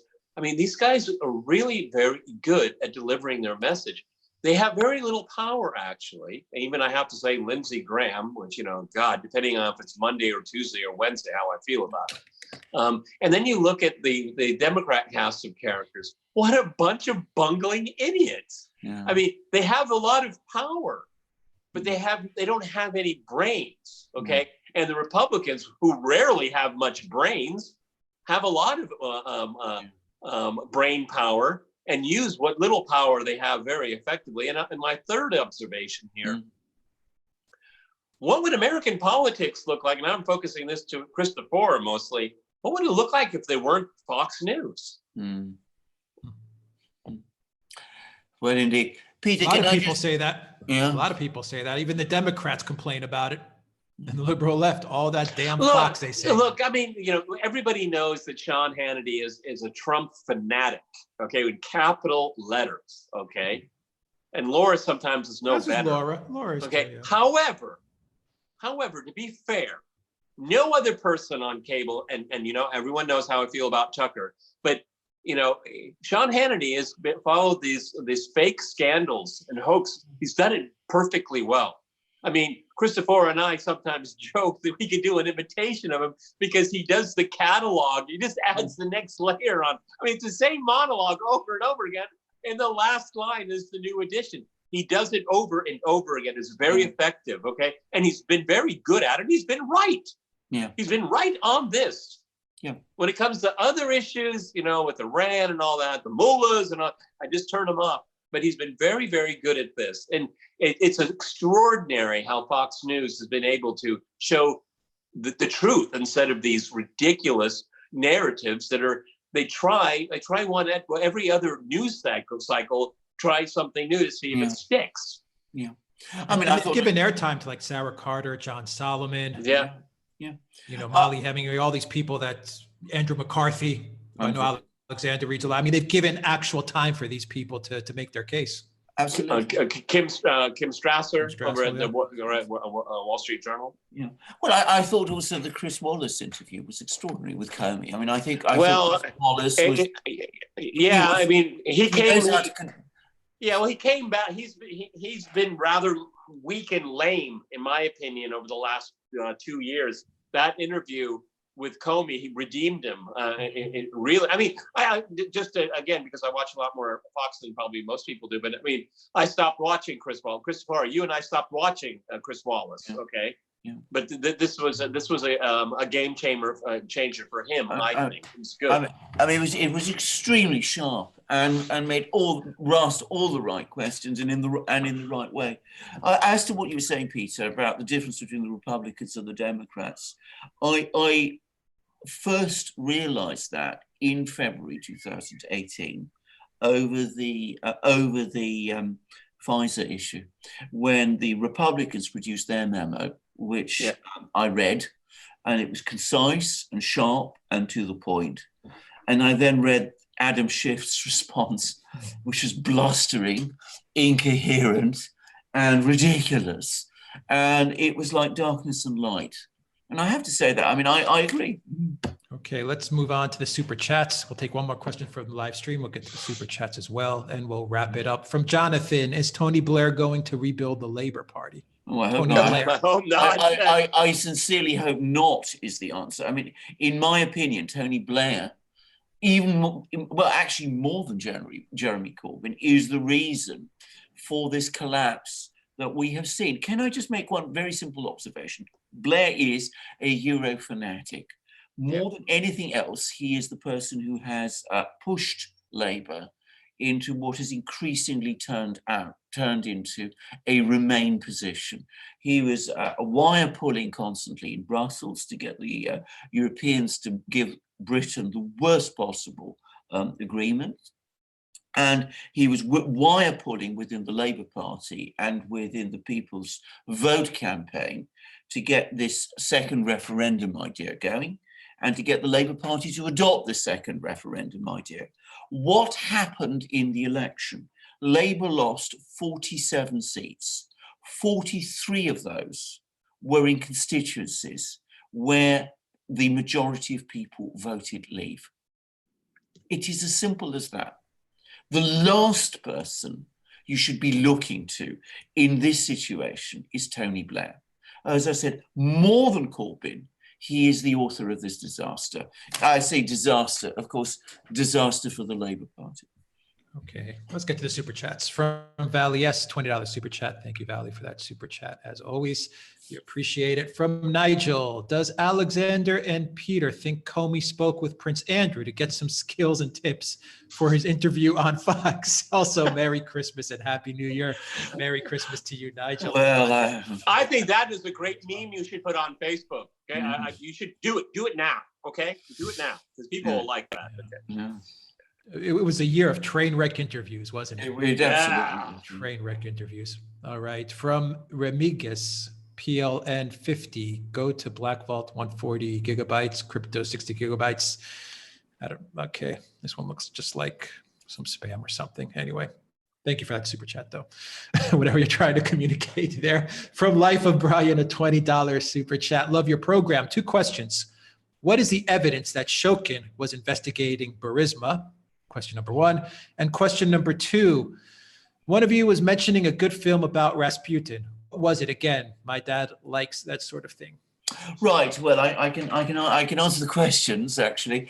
The first question: what is the evidence that Shokin was investigating Burisma. The evidence is enormous, but perhaps the most interesting is that he sought the help of the British authorities, the Serious Fraud Office here in Britain, and at his request, the British authorities, right up almost to the point where Shokin was sacked, were freezing Burisma's London accounts. There was undoubtedly an investigation going on. The evidence for this is immense. The place to go, by the way, to find that out and to get all the details is John Solomon's blog. He's actually started his own blog now. If you go there, he provides it all in exhaustive detail. The idea that the Burisma investigation was dormant is completely not true. That's all I'm going to say about that, because it's a big story. But there were freezing orders on Burisma assets placed right up to the time when Shokin was sacked. Shokin was sacked because there was an ongoing investigation, not for any other reason. Now, as for the film on Rasputin, I presume the one that I was referring to is a Russian film called Agonia, strange name, by a man called L.M. Klimov. You can get it, I think. You can find it actually on YouTube, I believe, YouTube, because a lot of Mosfilm films can be seen on YouTube for free, but I know you can get DVDs of them. And it is by far the best film version of Rasputin, about Rasputin's life that's ever been made. It shows what an extraordinary and bizarre individual he was. It was made in the 1970s, and it's only now gradually come to light that it was based on an investigation and on police reports that were put together about Rasputin by the provisional government, this government that was briefly in power between the time after the Tsar abdicated and when the Tsar was overthrown. So the government investigated Rasputin. All these records were sort of collected. They were then forgotten. These filmmakers then came along in the 70s and made a film about basically the last year of Rasputin's life. Then these documents were all forgotten again. Then somebody stole them. They ended up in Paris, and they were found there by the Russian cellist Mstislav Rostropovich, who brought them back to Russia. So it's rather a complicated story, but the film is very well worth watching. A very Russian story. Very, very Russian. Can you say that name of the film again, Alexander? It's called Agonia, Agonia. And the reason it's called that is because it is about the agony of the death of the Romanov dynasty and of the Russian Empire. So it's very focused of that. By the way, it's a Soviet film, obviously. It has a very sympathetic view of the Tsar, which apparently made the Soviet censors rather worried and unhappy about it. So it had problems getting released, not unusual in the Soviet Union. Doesn't show the empress very well, but it shows Rasputin brilliantly.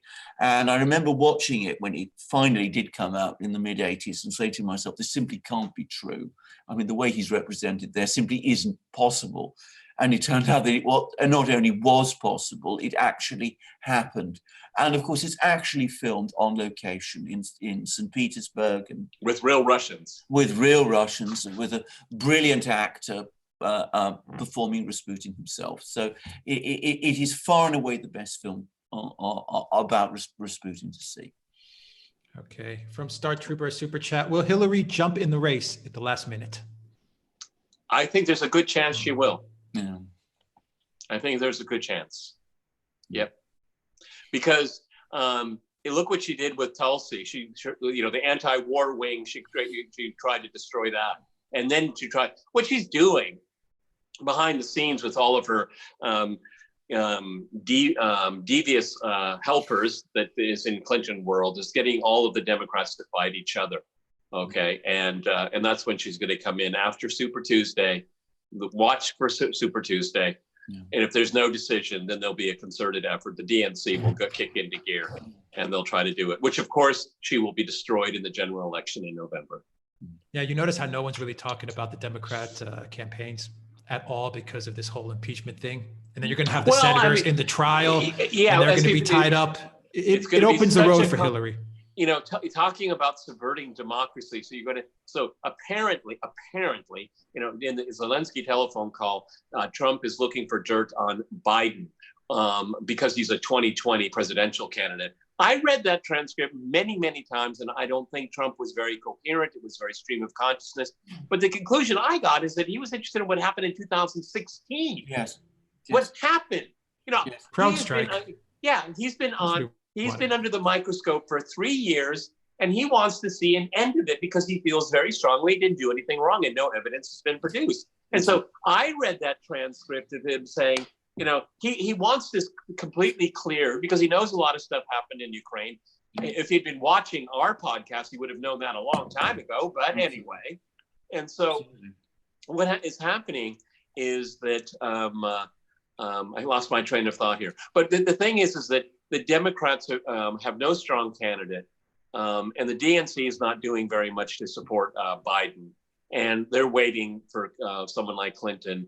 Or Michael Bloomberg, we could do a very separate video on that. I think he's a very complicated character. And it's one of the reasons is because he's so rich. But I think there's enough evidence that it's probable that Hillary, under certain circumstances, may make another attempt. I think everything the Democrats have been doing for the last 3 years has been wrong. It's pulled them into a cul-de-sac and down a rabbit hole. So you know, their prognosis about politics has been so off, and they want to do this. I think, to be really honest with you, I think a lot of people in the establishment see this as a lost election cycle for them. I think they really do. And they're going through the motions. Look, most of the Democrats running for president are running for vice president. Think about it. Or Secretary of State, or something like that, because none of them are presidential. No. None of them. No. And it's really obvious to people. Look, you know, again, I date myself. Ronald Reagan, when he was running against Jimmy Carter, he wasn't very polished when it comes to policy at all. He was very light on that, but he was so damn presidential. So yeah, I mean, against the sitting president. Okay, there's no gravitas out there.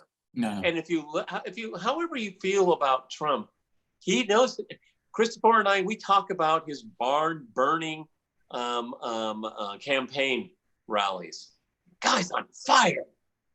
He's not tired. No. He's fired up. Yes. And he's entertaining. People feel it. And he's entertaining. They react to it. And you know what? He talks to them. You know, all of, you know, like Obama and Hillary, you know, all these Democrats, when they go to Maine, they change their clothes. When they go to Mississippi, they start having a Southern drawl. How are you doing tonight? Okay. When Trump goes, he dresses like he always does, and he sounds the same always. Exactly. And everybody knows it. I'm not endorsing him. I'm not trying, don't misunderstand me. I'm trying to look at this from an analytical point of view. There are two things you need to become president, and it's not money. You need to be authentic, and you need to be yourself. And let me throw in a sub point, probably the most important. You got to be likable. It's always likability. Look at Theresa May. You could never like her. No.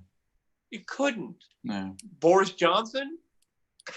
I watched, Alex, I wanted to tell you. I was thinking about you yesterday. I was watching on YouTube the new members taking the oath to become members. What a beautiful ceremony. Oh, yeah.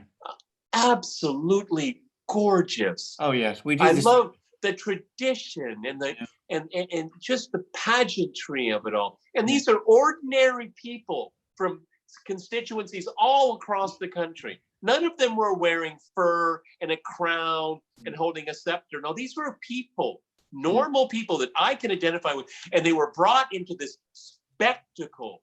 And it is awe-inspiring. Congratulations. And I hope they keep it, okay? Well, because it means something, okay? It's so beautifully choreographed and done. Yeah. British politics is aesthetically very pleasing, and the reason is because we've kept so much of our old constitution. I mean, when you see ceremonies like this, they do connect us all the way back to how it used to be in the Middle Ages and wherever. No other country does it. I'll make one final comment on what you're saying, Peter and Alexander, is when you have people like Trump speak, you can actually watch him give a 2-hour speech. Putin, when he does those 2-3 hour sessions, you can actually sit there and listen to the whole thing. Farage, when he would give his speeches in the EU Parliament, I mean, they were just gripping. You were like sitting there going, listen to this guy speak. He's awesome. Yeah. These leaders are larger than life. And I think they're all connected in that aspect that, they're great orators and they really speak well and they're authentic when they do speak to the people. So, Trump, even Salvini, I've listened to speeches by Salvini. And even though I don't understand half the words he's saying, you're sitting there and you're gripped by it because these guys are larger than life. The Democrats have no one like that. No one. No, but there's no. It's no surprise. It's not surprising that does happen because their entire politics is the dissolution of individuality.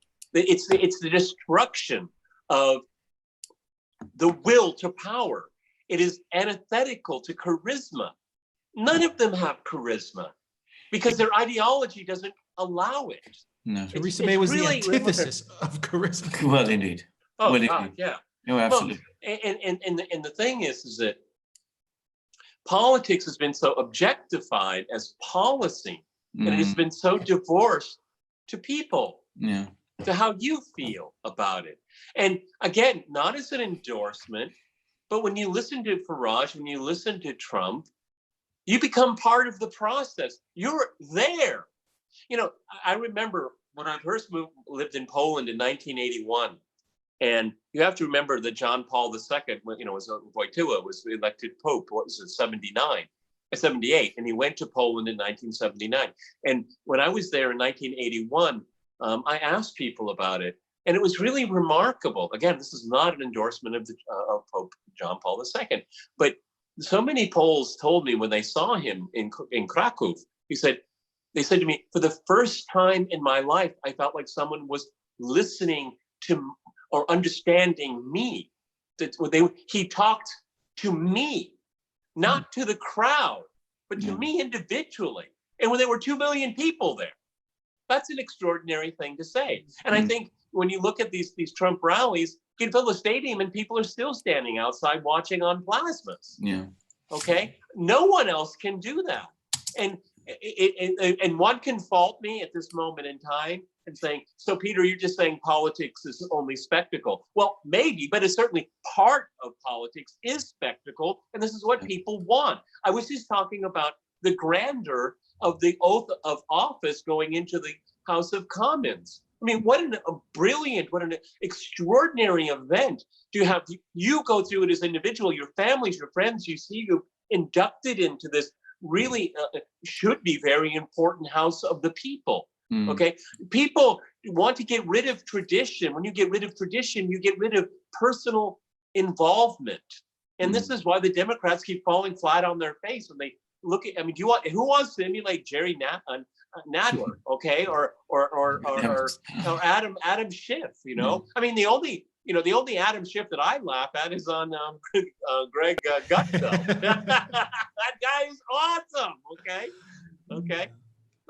I'm sorry. I'm just kind of a rant. I mean, no, this was a good rant. But I think it's so important that the spectacle and grandeur and participation and people yearn for this so much. Why is the suicide rate up for white men? Why is the opiate crisis lowering life expectancy? Why do we have incels? Why do we all of these things? Why do we have third generation, fourth generation feminism where nobody's happy? Everybody's miserable because there's no spectacle in life. There's nothing that makes you feel bigger than you are. And I think this is the thing, people need these things, even though they say it's the past and they were slave owners and they were misogynists and all. God, joyless people that are ideologically possessed, okay? And I got about 2 minutes left on this phone. Well, Peter, though, now the Democrats, of course, are invoking the founding fathers every. Oh 2 yeah, but minutes, they were racist you know, let's not bring that They up. were racist. They were slave owners yesterday, and now they're the saviors of the republic today. All right, let's go to let's finish up the super chats from Lord Brett Sinclair. Who the hell do the Yanks think they are? Do what we say, or we will sanction you, or overthrow your government. Well, indeed, I mean, disgusting. That is entirely true. I mean, you know, they could talk about themselves as the exceptional country, and they think that gives them the right to do all of these things. And what it does is it backfires on the US. I mean, we discussed it on one of our programs. What was Russiagate? But ultimately, the importation into the United States of regime change playbook. Playbook, exactly, by the people who carry out regime changes in other countries. Okay, from Vanstone 2000. What do you think of Tony Blair's speech this morning? I've got a feeling he's going to start a new Labour Party from behind the scenes. Well, that's certainly what he's trying to do. At the moment, what he's trying to do, he's trying to maneuver his own people back into control of the Labour Party. This has been a major problem, if I may say, because Tony Blair has never really gone away. He's always there in the background. Exactly. I mean, he's always had this sort of group within the Labour Party that have been causing, in my opinion, an enormous amount of trouble. And I can remember how once upon a time he was, when he was politically successful, he used to say that you must listen to people, just as Peter was saying. And Tony Blair, by the way, was also a very fine orator, but he stopped listening to people in the country long ago. And on the European Union issue, he has no time for that, Alex, as he's counting all his money. Okay. Exactly. Okay, from Path to Autonomy, a super chat. Is there a difference in Greece between public opinion and government policy in the EU-NATO issue? Actually, that was a question you put in the live stream. We answered that, but thank you very much for your super chat, Path to Autonomy. And from @Chikan, £5 super chat. What is your take on Comey, spelled Cornet, throughout the IG report? Attempt to avoid Freedom of Information Act or something more sinister? This is not the first time. Misspelling of Comey in the IG. Well, I mean, I read the IG report. Now, I don't have the greatest eyesight, but wherever I read it, his name seemed to be spelled correctly. I mean, this is news to me. Well, it should be spelled Corny. Okay. Because he is. I see. Okay. Now I understand. No, but he is corny. I don't find it corny. I find manipulative, deceitful, and dishonest. I would use much stronger words than that. There's no Freedom of Information Act. He's a political narcissist. But, you know. There's no Freedom of Information Act, Alexander, that's needed in this case. I mean, it's all Horowitz presents it out in the open. We have it all. I mean, we have it all. What we haven't got, the one thing we haven't actually got are the FISA applications themselves. So we don't actually see those because unfortunately, they're still classified. Well, I think when Duran comes out with his report, don't be surprised if Donald Trump does a huge document dump at the same time. Okay, at the same time, just a deluge. Okay, yeah, exactly. All right, from Bernard Hutchinson, who leaves the EU next? Poland, Italy? Good question. I don't think anyone's going to be leaving anytime soon. No, I agree with that, actually. Yes. Yeah. I mean, I think the effect of Brexit, oddly enough, has at least temporarily consolidated the EU for a while. But of course, the tensions are still there and they're getting bigger. I don't see any exit sentiment in any country. Yeah, but the interesting precedent that's being sent is, number one, it can be done. Number two, you have a pretty good idea how to calibrate the reaction that Brussels will have. I mean, there's going to be a learning process from this. Not that I don't think there are any real strong candidates right now, but once a group of people decided, they have a blueprint, or they have the do's and don'ts on how to approach it. And Brexit will be that litmus test. Yeah. I'm going to say that very quickly this. I mean, the two countries ultimately that hold the destiny of the EU in their hands are Germany and France. Right. And they're both getting very disaffected each in their different ways. The EU can survive the loss of Britain, but Germany and France is a different. But it's endgame.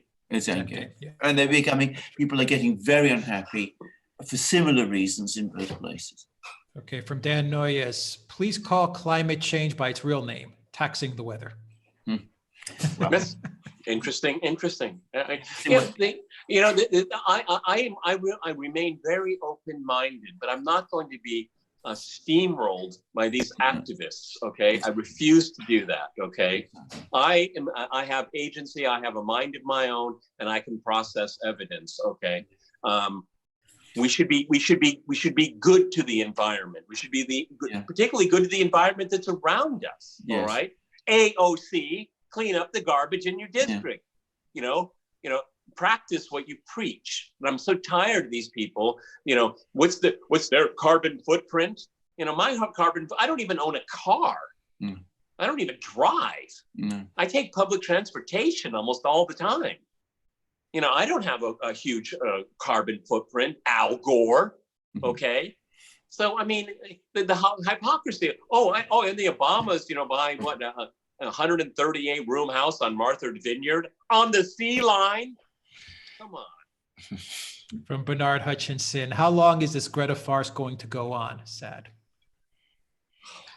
Are you guys even paying attention to it? No, well, I'm not, to be honest. No. I see it on Facebook. That's it. I just see it on Facebook. Yes. I mean, I really am not interested in her as a person at all. I think she's already losing a lot of steam momentum, so it'll fade out. From Lord Brett Sinclair, €5 super chat. Alexander, I think Boris has pulled a master stroke, bringing no deal back. The EU must understand the May days are over.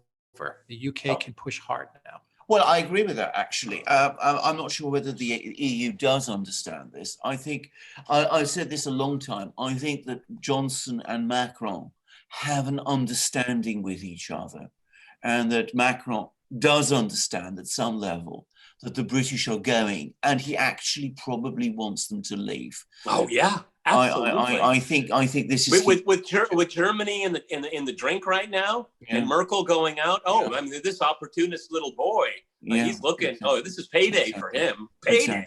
Exactly. All right, from Moondragon, your take on U.S. sanctions on Nord Stream 2.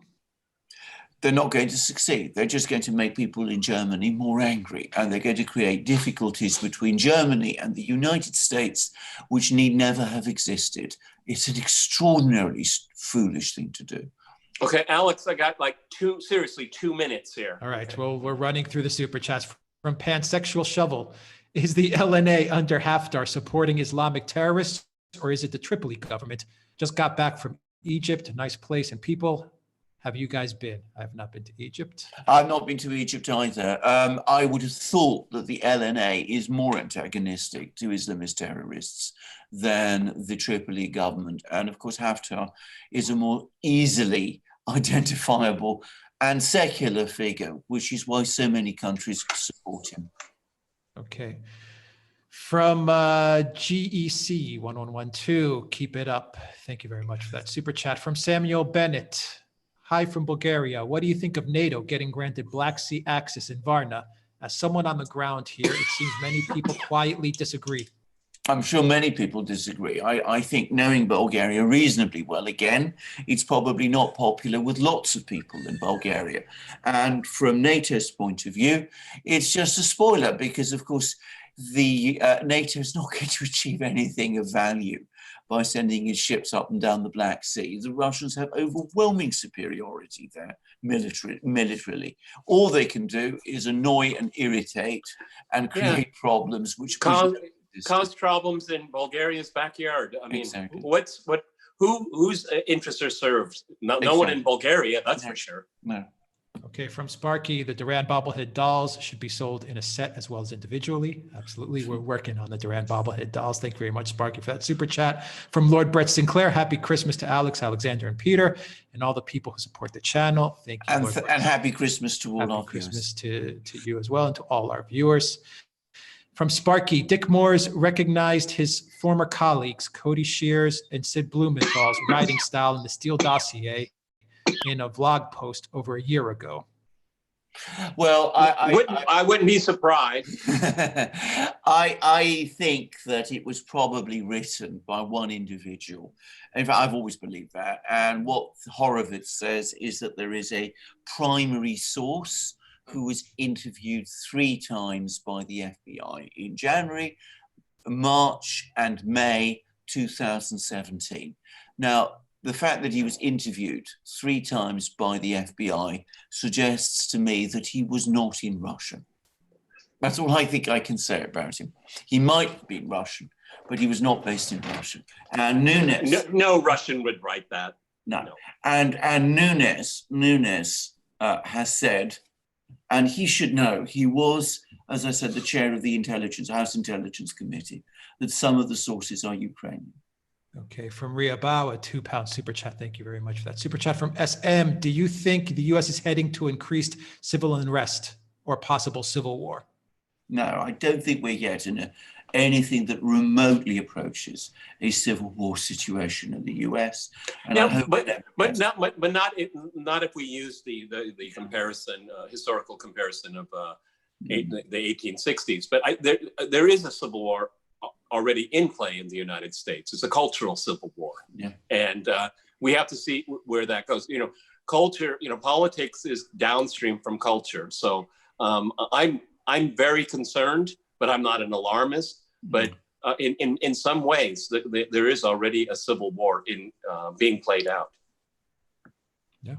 Okay. From Sparky, if Tulsi doesn't win the nomination, President Trump should appoint her Secretary of State. Pompeo and his girl Gina Haspel undermine foreign policy. Well, Secretary of State. He should, but he'll never will. No, I never will. And I don't think she'd accept it either. I mean, they may have certain identical views on foreign policy, but they disagree on most other things. All right. And the last 2 super chats from BA, the latest on Epstein, brushed under the rug, ? Oh, there's more allegations about Prince Andrew on the way, apparently. This is what we're hearing, that there's going to be another person who's coming forward, another witness who claims that he had sex with her in one of Epstein's places. I mean, I don't know, this thing hasn't come out yet, but the Daily Mail is flagging it. So we shall see. There's a lot of interest in what's happened to Ghislaine Maxwell in Britain. And I know there's a lot of people looking forward to. And the Daily Mail is on it. The Daily Mail is on it. Yeah. BA, the last super chat, and we'll wrap it up. I commend an accurate picture of Rasputin. He has to be one of the most demonized historical figures in the West. Please elaborate more on why this is. Why is Rasputin one of the most demonized figures? Well, I mean, first of all, 99.9% of what you read about him is simply not true. I mean, he wasn't a monk. He wasn't a cleric.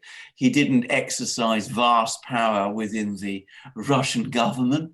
He opposed the First World War, which he thought was a huge mistake. He was absolutely right about that. And as I said, he was not this tremendous, overarching, sinister figure that he's been made out to be.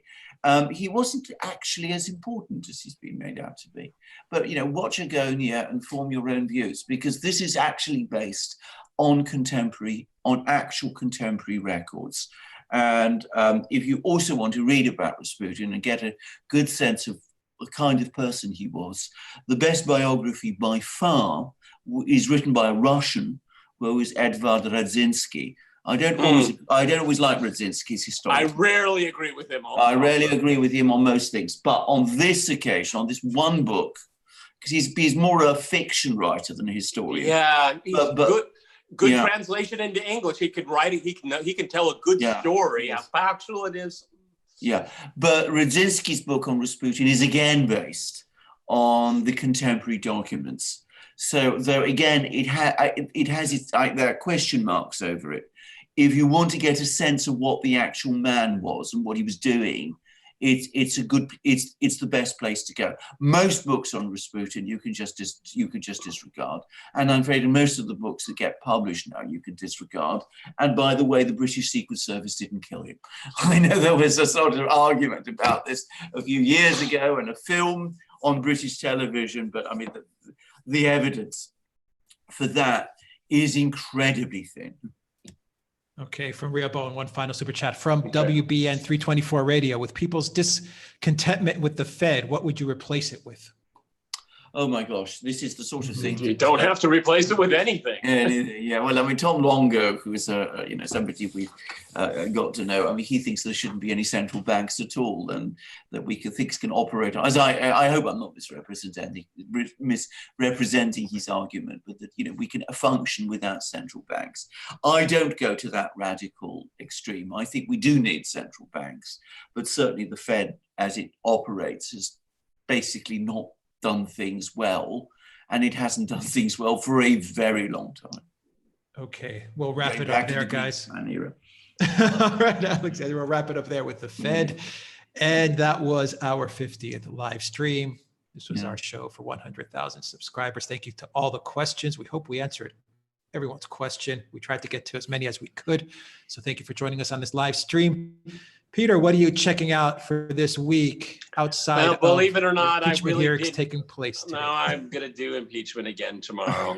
I wrote a special note to my producers. I promised them we won't do this again for a while because they're going on recess. So can't avoid it. But I'm really sick and tired of it. But I'm looking at the media narratives of it and just how illogical it is. And again, trying to be very neutral towards Trump. I make it very clear during my program that I don't care if he's impeached, but if he's impeached the wrong way, you destroy institutions. And I've been saying this ever since the election, okay? So I think it's important to talk about that. I don't want to get into the partisan nonsense, okay? I'm focused on the procedure.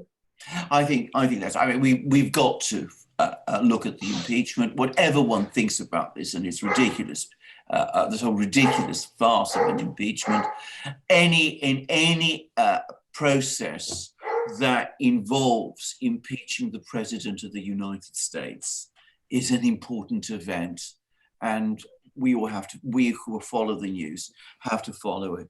Obviously, I have to look at the repercussions of the British election, and the thing to focus on at the moment in Britain is what's going to happen to the Labour Party. I mean, people are been far too much of a hurry to write the Labour Party off. It got 1 in 3 votes in the British general election. It remains a very, very powerful political force in British political life. The direction it takes now will matter.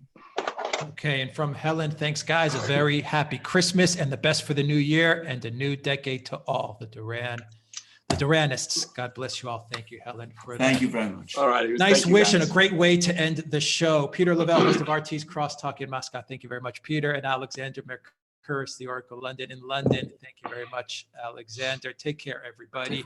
Have a great day and a great rest of the week.